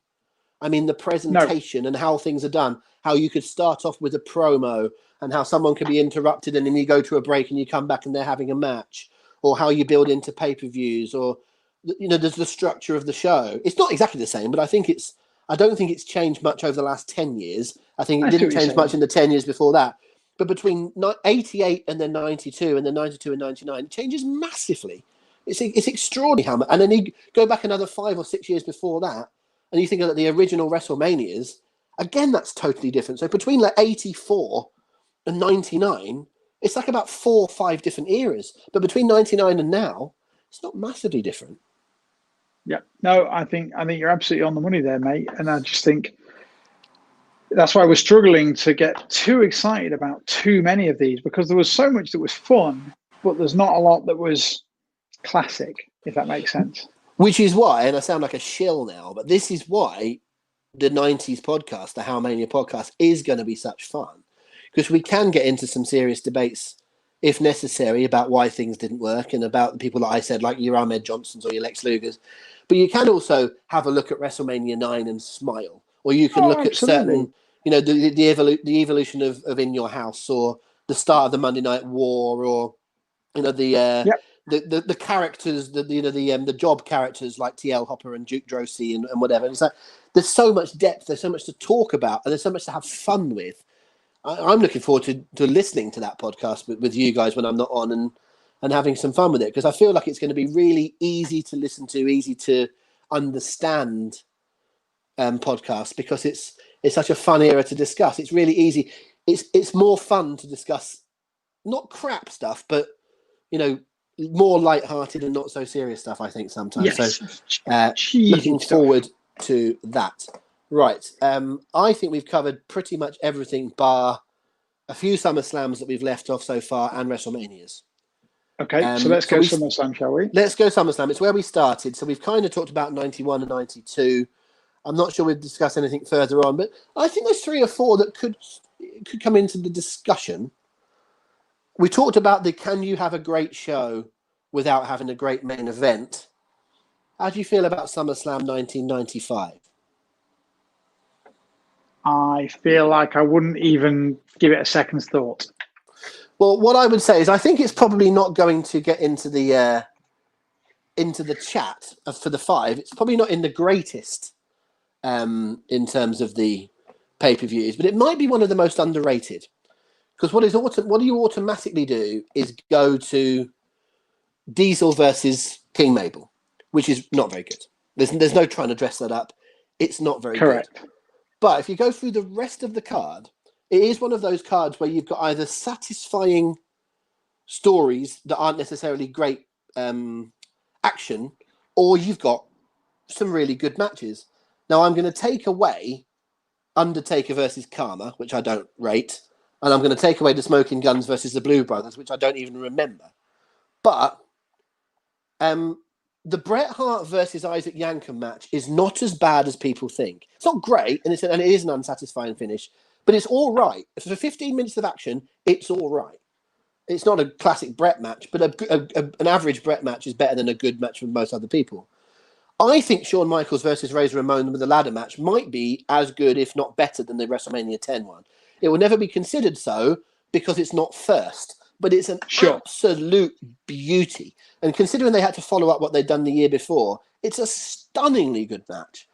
And because both guys are baby faces at this point, you really don't really know what way it's going to go. It sounds daft, but even Bertha Faye versus Alundra Blaze is not awful. It's short, but it fills a point. Barry Horowitz versus Skip is an interesting story. It's not a good wrestling match, but the story was fun. And then the opening 2 matches, Hakushi versus the 1-2-3 Kid is brilliant for 10 minutes. And Triple H versus Bob Holly is pretty good. I don't think it's a top 5 on this list, but it's certainly an era. Because of the main event, it's dismissed. But the rest of the card, it's all right, It's worth a watch, this pay-per-view. It's all right. It is all right at best. You've got a great ladder match. You've got a really fun opener. And the best praise you could give to anything beyond that, mate, in your own words, was it's okay. It is okay. But the reason I wanted to bring it up is because it's the kind of show that gets considered a bad show, right? But it's not. And it's like, again, if you were to say something such as WrestleMania 8, right? We're going to come on to Manias in a minute, but WrestleMania 8 is one of those shows that people talk about being good because of a certain couple of matches, which we'll go on to. I agree that there's a couple of matches on that show that are better than anything on this one, or at least on a par with some of the better ones on this match. But some of the bits in between, there's more satisfying stuff in this show in terms of storyline and in terms of how it develops and in terms of how it all brings together, plus 2 or 3 excellent matches. I think it's more worthy of discussion than people think it ought to be. That's why I brought it up. Fine.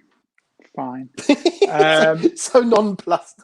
Yeah, I don't know what to say. I can't poo-poo you, mate. It's not fair, but I just can't. I can't get any enthusiasm for that. It's, in my opinion, it's not a good show. It's got a great match. It's got a great match on it, but the rest is so disposable and And there's a lot of waste. There's so many wasted workers on there as well. I don't agree that Brett and Isaac Yankem's any good. It's okay. There's no real good story behind it. There's no good story behind any of it. No, there isn't. You could even argue. You could even argue that and let me finish before you jump in, because you probably will, is Shawn Michaels against Razor Ramon. There's not really a good story behind that.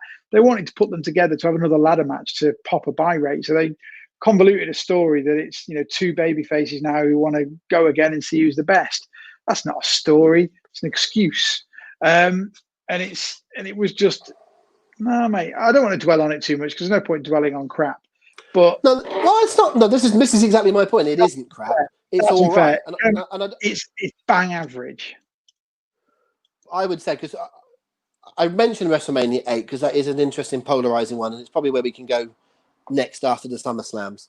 But for example, you just said that there's no story building into Shawn and Razor. You're absolutely right. There's no story building into Shawn and Razor, but there's no story building into Brett and Piper. Other than Brett was the champ. There's not a story. No, there isn't. Brett was the champ. He's ill, and Piper wins when he's ill. But the actual build-up to that match at WrestleMania 8 is there's not a long developing. They don't hate each other. There's not a massive rivalry. They're just people that are going to wrestle for the title, and it's okay. But that's fine, and it's a good match. But that's not necessarily a better story.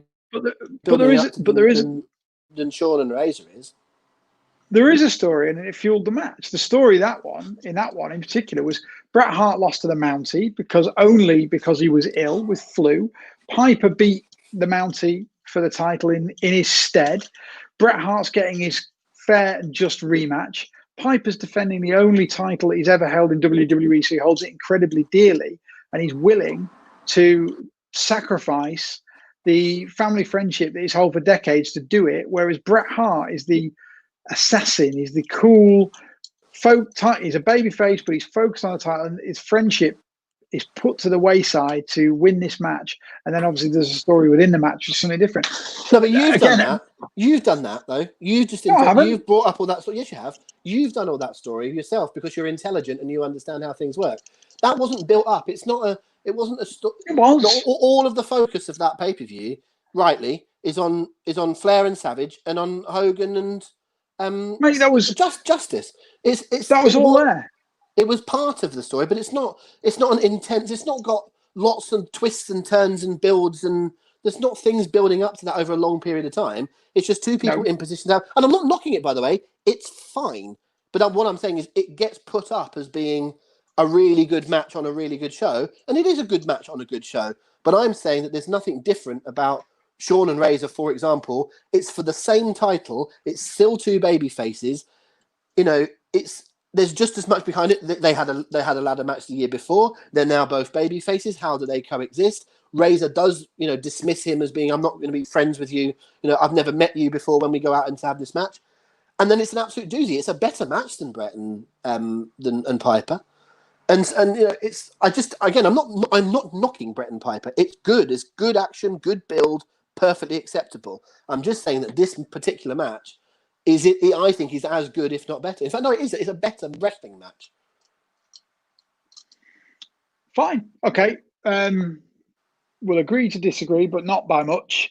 And let's move. Is there any more SummerSlams? I think it's worth throwing in there SummerSlams 97 and 98 for discussion. Yeah. Again, I'm not passionate about either of them. I think SummerSlam 97, for context against this 95, I don't think SummerSlam 97 is necessarily all that much better than 95 for action. But what it has got is a great main event. Yeah. And a satisfying main event. Not satisfying if you're a Shawn Michaels or Undertaker fan, but a satisfying main event in terms of a story that went somewhere and had a finish and led to other things. It's an all right match. It's not an absolute stunner. It's pretty good because you've got Brett and Taker and the Michaels thing in it. It's a really good storyline match. Very similar. Incredible story. In terms of very similar to the Sid and Shawn stuff that you talked about before. This is a little increment better, but it's not miles better. It's not in the top 20 Bret Hart matches. It's probably not in the top 20 Undertaker matches for that. But the story of it is terrific, and it holds everything together. But I'm not. It's not. I'm not crazy about the rest of the show, and I think that's the thing. Is that I think match for match, pound for pound, I think you'd get more enjoyment watching SummerSlam '95 than you would SummerSlam '97. But you flip the main events because the SummerSlam '95 main event is ghastly, and the SummerSlam '97 main event is beautiful. Yeah, I'm not sure I could go with you on that at all, mate. To be honest, because you've got just looking at SummerSlam '97. Do you remember? Do you forget the cage match? No, the cage match is good. The cage match is good. The cage match is good. Yeah, it's really good. You've got Stone Cold against Owen Hart. Obviously, yeah, but that's the end of that match was what it was, but it was a really good match until that point. Really good. It was okay, but again, the end of a match is almost everything of a match, and it's like it's just it's so no. Hard. It's so hard to watch. It's so hard to watch now. And then there's not, to be honest, there's only a 7-match card. There's not a lot more to it, really. No, we'll go on then, because mention the fact that the other 4 matches aren't very good. No, they're not. Well, Goldust against Brian Pillman's okay, but the rest are pretty passable, forgettable, whatever you want to call it. But the Goldust and Pillman is just silly shit.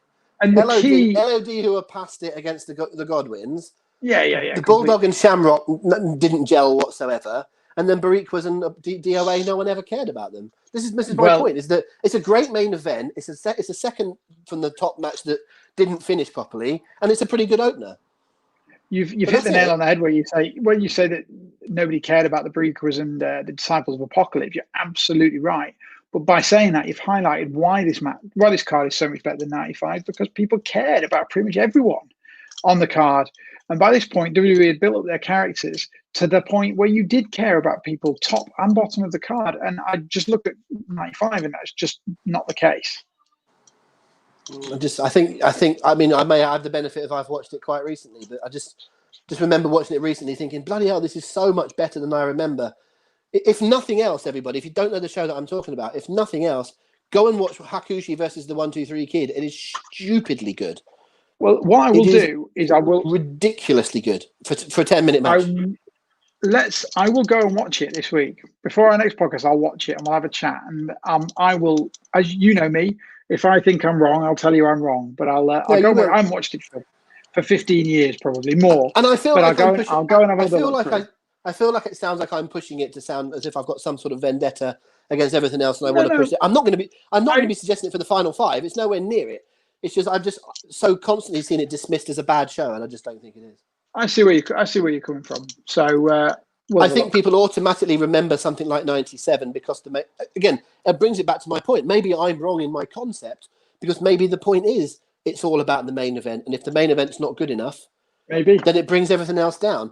But I absolutely would say that from minute 1 to minute 150 or whatever, SummerSlam '95 is better than '97, but the main event is ridiculously in contrast.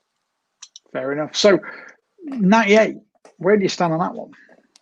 I'm just going to bring it up in front of me just so I have all the details to hand.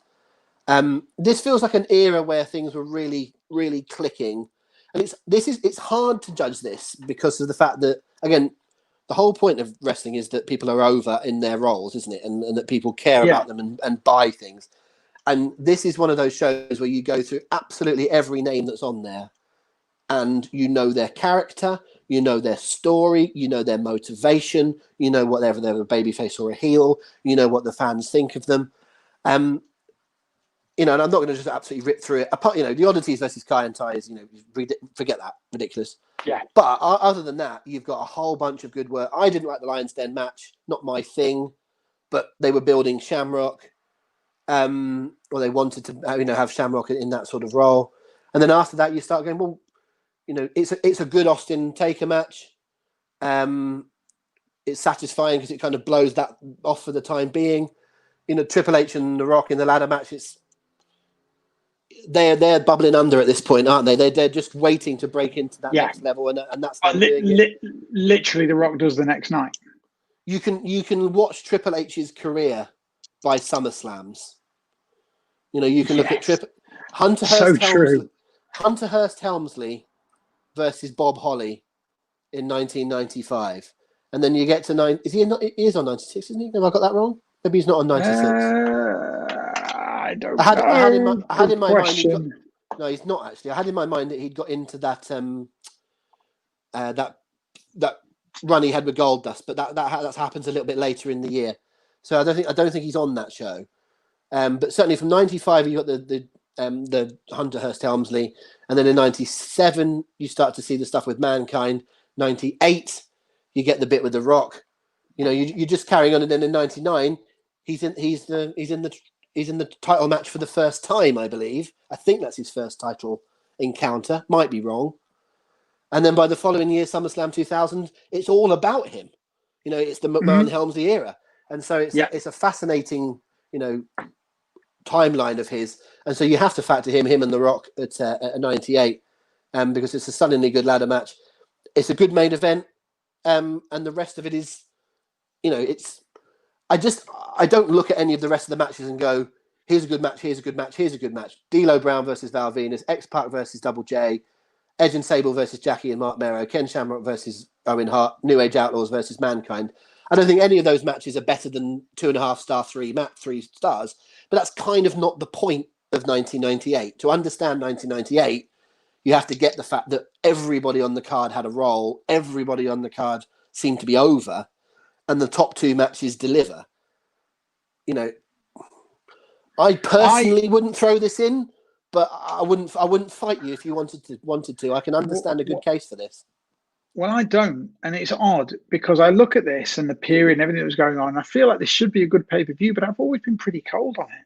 Like, it's never really grabbed my attention. Even when I watched it for the first time, I always felt it was a bit of a missed opportunity. It felt like it almost existed. I remember watching this at the time, and it felt like it almost existed in a vacuum, and I can't really put my finger on why, but it just didn't quite feel as good as it was built up to be. And then the WWF carried on being afterwards. It just felt like a really odd misstep of a night.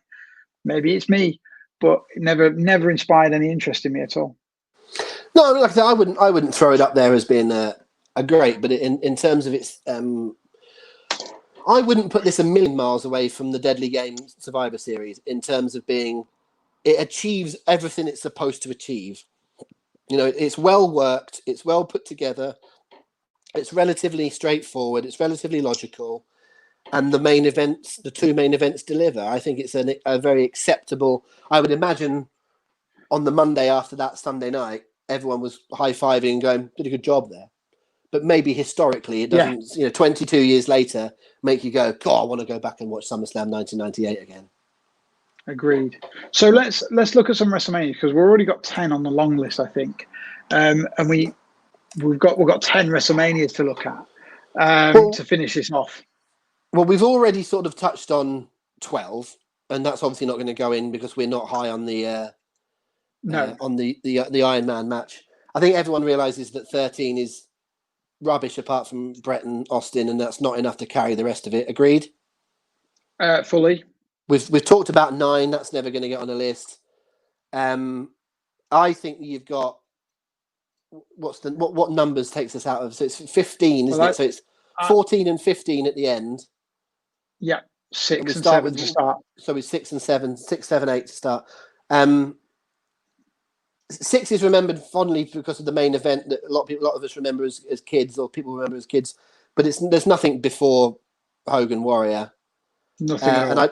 And I don't think there's anything on 7 that promotes it to being it's actually an okay show to watch. There's plenty of fun stuff. There's a couple of reasonable matches. There's obviously a wonderful moment in the end of Savage and Warrior. And a wonderful match, to be fair. And it's a good match. But that's it. But there's nothing else. There's 4 or 5 all right things on it, but there's nothing that makes you go, I really want to watch that. Agreed. I think that 14, 15, and 8 could come under a little bracket. We could almost put them together as being, there's some satisfying things, there's some not so satisfying things. You kind of would expect more from them than actually happened. Well, I've in a similar vein to you. I've got 3 that I would. I've left one off deliberately. Case for. I know you have. So I've got a list of all 10 down here that happened in the 90s, and straight away I've crossed out 6, 7, 9, 11, 12, 13, 15. So that leaves me on the list that I've got with 8, 10, and 14. Okay, well, I sort of went 8, 14, and 15 here. I'm sure for the benefit of those listening, I'm showing my hand, and 10 here, and I'm showing my hand a little bit higher. I think 10 is the best WrestleMania of the decade. I agree. And I don't think that's in question. Well, no, I agree. The two matches that stand out so much in terms of Bret Owen in the opener, and then obviously the ladder match between Shawn and Razor. They're so high. And again, you've got the Madison Square Garden card. It's the 10th anniversary of WrestleMania. There's so much about this that screams importance. And I agree with you. I think it's the best WrestleMania of the 90s. I do like 8, I think, more than you. I think it's just a smidge behind. Because I think, again, it's got 2 great matches and a huge stadium. But again, similar to 7, it's got a whole lot of okay and a whole lot that feels like you're getting through it just for the sake of getting to those matches. So I probably wouldn't move 8 forward. It's nostalgically great for me, but it's not up there. I think the big chat with 10 in particular is how much do the 2 great matches carry the rest of it? Because again, if we were going on to something like SummerSlam 98 that we just mentioned, with there being a whole bunch of acceptable things, and then you start looking at how many of those matches are better than, for example, Men on a Mission versus the Quebecers. How many of them are better than Bam Bam Bigelow and Luna Vachon versus Doink and Dink? How many of them are better, more significant than the 3-minute squash by Alundra Blaze of Leilani Kai? These things aren't WrestleMania. Yeah. They're not WrestleMania quality things. They're just not. They're not good enough. No. But if we were doing the top 10 greatest WrestleMania matches ever, not 90s, not just WrestleMania matches. If we were going WrestleMania 1 to 36, there's been, probably 500 WrestleMania matches. If we were doing the top 10, I think 2 of them are on the show. I completely agree. I think Bret and Owen and Razor and Shawn are on the show. And I think in terms of, if you're going to have a champion like Yokozuna and you're going to work him in and you're going to have him, Yokozuna is never, ever going to be able to wrestle a great match. He can't. But the same way, this match, I'm not saying it's as historically significant as, say, Hogan versus Andre, right? That's on a different level. Andre as a megastar is on a different level to Yokozuna. I'm not comparing directly. I'm not saying they are on a level, but Bret beating Yokozuna is not dissimilar from Hogan beating Andre in terms of its concept. Not in terms of how great they are. They're on a different level, but it's that sort of thing. You can't go into a Yokozuna match hoping for it to be great, but it's passable. This is better than the year before. And it's got the satisfying finish. It blows off a WrestleMania at Madison Square Garden with a celebration. It also tells the story because of what they've done earlier on in the night with Owen. And I would argue that what they did with Luger building up to it, it almost feels like that could have been like the pay-per-view before, doesn't it? As being the match earlier on in the night. That's probably a wee bit too long, the Yoko Luger match. But in terms of its concept, it works perfectly in the story. So I actually think the title matches on WrestleMania 10, while by no means exciting to watch, I think they're satisfying and I think they reach their logical conclusion. And I think they happen to have 2 unbelievable matches with it. It is really difficult. Who was it that said on Twitter? Let me find the comment on Twitter. Where someone said, sorry, bear with me because I want to mention it. Andrew Scrimshaw, who we've already mentioned, you had some takes on other shows. He said, if you watch WrestleMania 10, take away Bret and Owen and the ladder match, it's a really poor show. That's what he says. And someone answers him. Let me just find the answer. Nick answers him, Nick Parmenter, and says you could apply that with so many shows. Which show do you suggest are better once you remove 2 of the best matches of the decade? And it's a fair Very point. True. But the worst of WrestleMania 10 is pretty poor. It's just whether or not the rest of it drags it up. And is that enough to make it the best show as opposed to the best 2 matches with some other rubbish? I think it has to be in the conversation because those 2 matches are just so great, and the moment at the end of the show itself is great. It's not a great match like you say, but the moment truly is. Crowning Bret Hart champion works superbly well, and you can't take out that historic element of it being the 10th WrestleMania and in Madison Square Garden. It does matter. So yeah, this goes on the list, mate. I think, or certainly on the short list. I think if you want to look at the kind of the everything in the middle vibe. So if WrestleMania 10 is unbelievable greatness, ladder match in the hearts, irrelevance, the short matches like Adam Bomb and Earthquake and Alundra and Leilani and the silliness of the Dink Luna Vachon stuff. If you go to WrestleMania 14, which is one you mentioned before, almost everything on WrestleMania 14 is right in the middle. Yeah. There's almost no bad stuff on that show, but there's not Agreed. much that's great either. It's a very decent main event, but Michaels has had lots of better matches because he was basically crippled here. But it's not the match isn't as important as the crowning of Austin. But if you look at everything else that goes with it, Austin is so over. Tyson is so over.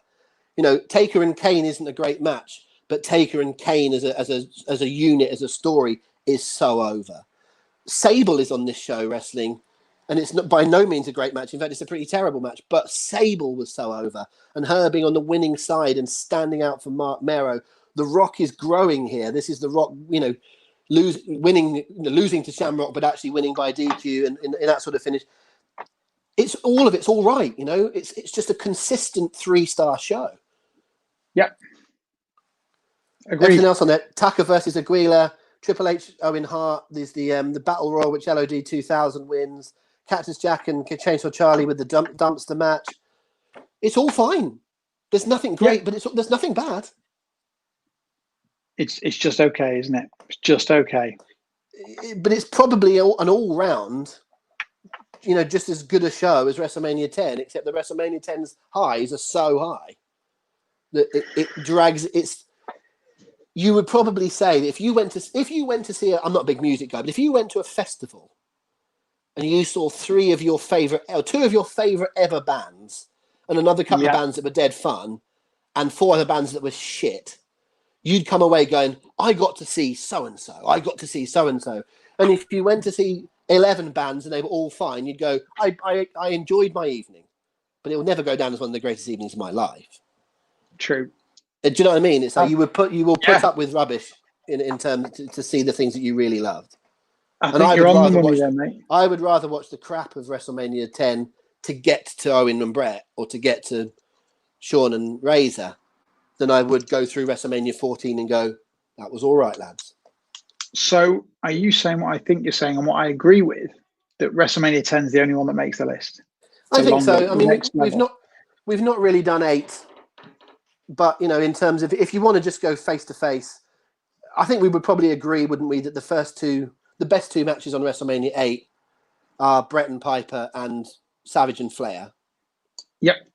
But if you wanted to go head to head, Brett Piper isn't as good as Brett Owen, and Savage and Flair isn't as good as Shawn and Razor.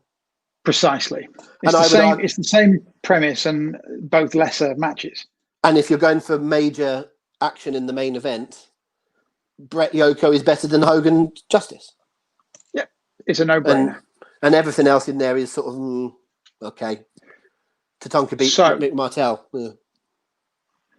We have got 11 events on our long list. Let's get this down to 5, not 6 this week. No, we'll do 5. I think we'll be okay. So as far as I can see, mate, we've got the following. Stop me if there's any that you don't think should even be on this list, but I've got so far SummerSlam 91, SummerSlam 92, Royal Rumble 92, Royal Rumble 97, Survivor Series 95, Survivor Series 96, Survivor Series 98, Super Brawl 92, Spring Stampede 99, Canadian Stampede, and WrestleMania 10.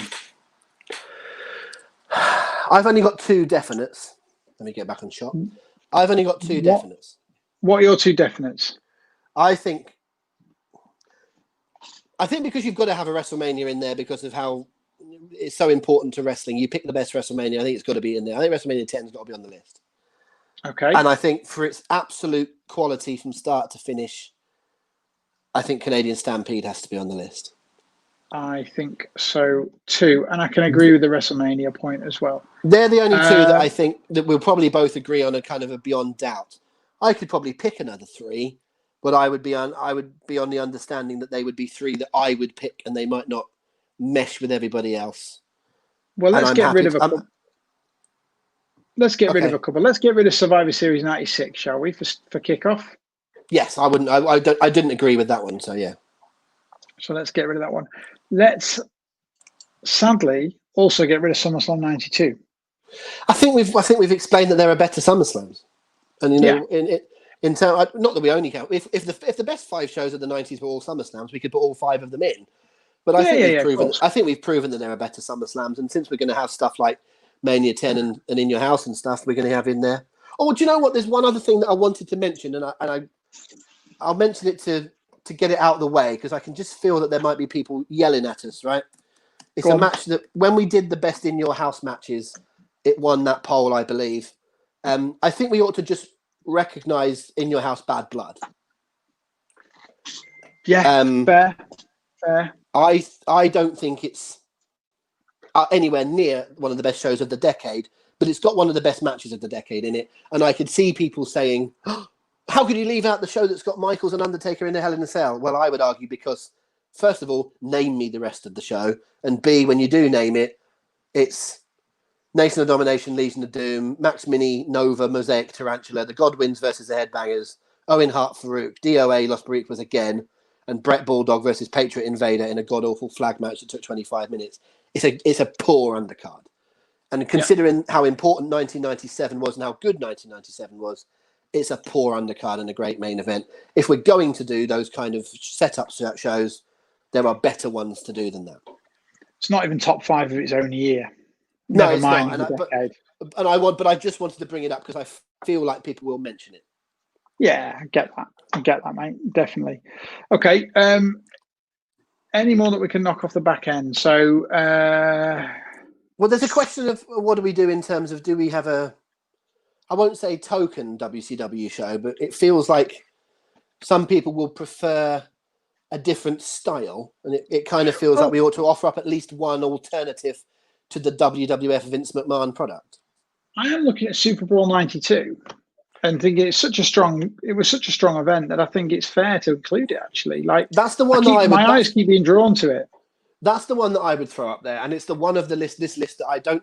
To be fair, this is a podcast in which recent winners of things include the Midnight Express in terms of the best wrestler non-wrestler combo with the Midnight Express and Jim Cornette, and we had best tag team wrestler the other week, and it got won by my old mate Terry Gordy, did it not? So you know, there are examples of people going back into history for voting here. So something like the Super Bowl '92 might be up people's streets. I personally love it. It's not historically significant necessarily, and it's not full of bells and whistles and a standout show in terms of its attendance and how its feel. But if you want to go and watch 3 hours or 2.5 hours of really, really solid fun action, it's very much up there. I think to provide an alternative to, because some people just don't believe that WWF is the be all and end all, and that's fair and they're right. I think this is the best alternative product. Well, I think you've made a very good case, and I like its inclusion.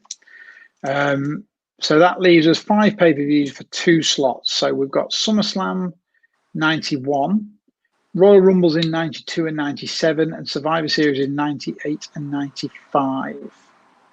There's not a lot I want to take off there. I'll tell you which one I want on, without a shadow of a doubt, and that's Royal Rumble 92.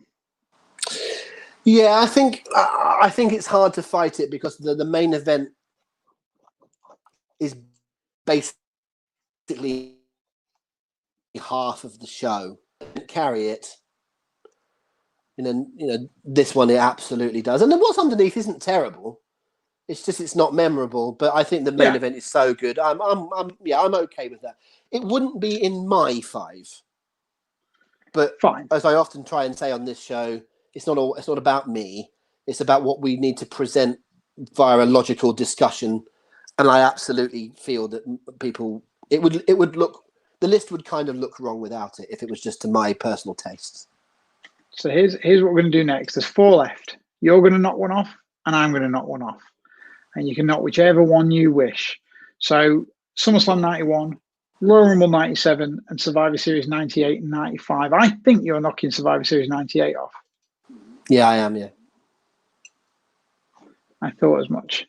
So that gives me 3, and I've got 1 to knock off, and I'm torn.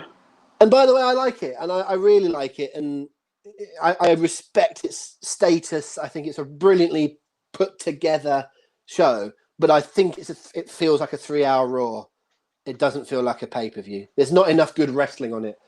I need to have at least some good wrestling to warrant it being one of the greatest pay-per-views of the decade. And there just isn't really any good wrestling on it. There's way more better wrestling on WrestleMania 14, for example. Oh, agreed. I'm going to knock off. It's tough, this one, but I'm going to take out Royal Rumble 97. Okay, which leaves us SummerSlam 91 and Survivor Series 95. Very good shows. They're both very different shows. I think I know which one I want of the 5 on there. What about you? Yeah, I do as well. I just want to make a quick nod on Survivor Series 1995 because I think we went over it quite quickly. And I'm not going to go into any depth. I just want to offer up a couple more things that are on there. But it's the first 4-on-4 is the Body Donners versus the Underdogs, and it's really, really, really good. It's not a good for a Survivor Series match. It's not good for a tag match. It's just a great match with really good workers doing really innovative stuff. It's a great match. The main event, Bret Hart versus Diesel, is almost certainly Kevin Nash's best ever match. It's a masterpiece. It's not one of the all-time great matches, but it is a great match, I think. And see if obviously we're doing the watch along with Davies kids for the SummerSlam 92 thing. If we were to ever get Brett to do a watch along, I'd like to get Brett to do a watch along for this one. I'd like to know the nuts and bolts and go through this one because I think it's so cleverly crafted. I personally like the wild card match. Some people don't. I personally do. I think it's intriguing. The Dark Side versus the Royals tells a story because it tells a story about Undertaker and King Mabel. Even though it's not great wrestling, the Undertaker story is all over it. The 8-woman match is quality because it imports a bunch of really talented Japanese wrestlers. And right in the middle there, you've got Goldust versus Bam Bam, which is, something that introduces the Goldust character. I think he'd had one pay-per-view match before this, which was on an In Your House, but this sort of made him stand out. The more I look at this, I actually was going to say, oh, God, it's tough. I think I'm narrowly SummerSlam 91 narrowly, but I feel that that's probably a personal thing. The more I think about this Survivor Series, the more I like it. I really don't care. Pick one. I don't care. I'd be happy with either of these two. Fine. Well, mine's SummerSlam 91. Okay. It's probably historically more significant. Fairly strongly, to be honest. Fairly strongly. Although I do fully agree with what I wouldn't have thought of Survivor Series 1995 going into this. So I'm pleased you've opened my eyes on that. But I do think SummerSlam 91 gets the nod. I actually think as a top to bottom wrestling show, that this Survivor Series is probably better than 2 or 3 of the ones that we've put into the list. But I accept that. I mean, listen, Bret Hart winning the world title is significant, but it didn't change the way that the WWF worked. Bret was still the man. Even when Diesel was the champ, Bret was still the man. It was still the Bret. There's no Diesel era. There's a bit of a Bret Hart era, which turns into a Shawn Michaels era, but there's no Diesel era. This doesn't change the landscape. And none of the Survivor Series matches mean anything. And the Goldust match just introduces Goldust. So there's no significance other than a world title change. There's way more significance on 91 for Bret personally beating Mr. Perfect. But the ending of the Sergeant Slaughter stuff, even if it might not be your thing watching through it, the wedding is culturally important. And there's bundles of, fun things, that are resolutions of feuds. I think the SummerSlam 91 has more meat on the bones. But I think Survivor Series 95 is unlucky to miss out. I think that's a fair assessment, but that gives us our 5. So let's check out on Canadian Stampede, WrestleMania 10, Super Bowl 92, Royal Rumble 92, and SummerSlam 91. That's quite a fair spread of years. It's a good list. And it's an interesting concept of the decade because you really look at the decade and go, this was way more of a struggle than it should have been. In terms of how familiar we are with the 90s and how the wrestling boom was essentially 1997 to 2000. So 3 of those years are on, in the 90s, and yet we're still struggling to find it. In fact, have we got anything from? What's the latest one that we've got? It's the latest one we've got, Canadian Stampede. Yes, indeed. So after that, we've got nothing, and that's extraordinary, really. We will hold our hands up and say that we're perhaps not as familiar with ECW and WCW as we could be. I think we perhaps could have made a stronger case for your one of in 1999 there in WCW. But I'm happy with the list. Now people need to go and vote, Paul. They do, and they go to hookedonwrestling.co.uk/vote. By the time you read this, the poll will be up. Have at it. Go for it. Indeed. Your choice. I know I would vote for, but I won't say. We'll talk about it usually when we do the results next week. We'll sort of mention what we would have had as our number one picks and see if that correlates with yours. We did all our plugging at the top of this show, so we won't waffle on now. But suffice to say, join us for the quiz on Sunday. Join us for a massive SummerSlam night when that happens a week from Sunday, as I'm talking. What's the actual date of that? Is it the 23rd? 23rd, mate. Yep. The 23rd. And the reason that we're here, one of the reasons that we're here doing 90 stuff, is the brand new podcast starting very soon, How Mania, hosted and starring Ash Rose with Paul Benson, trying not to get in his way too much. I've had plenty of practice here, mate. Thank you, everybody. This was fun, as usual. It's another one that's taken a long time to get through, but the time is flying by. I really enjoyed it. Some fun 90s nostalgia trips, which you're going to get plenty more on How Mania. We'll join you next week we'll do something SummerSlam related next week. We're not absolutely narrowed down exactly what it'll be, but it will be a SummerSlam theme next week on the podcast. We'll join you again for that. Keep it hookedonwrestling.co.uk and remember to go and vote. Any final words, Paul? My final words are, it's wrestling. Enjoy it.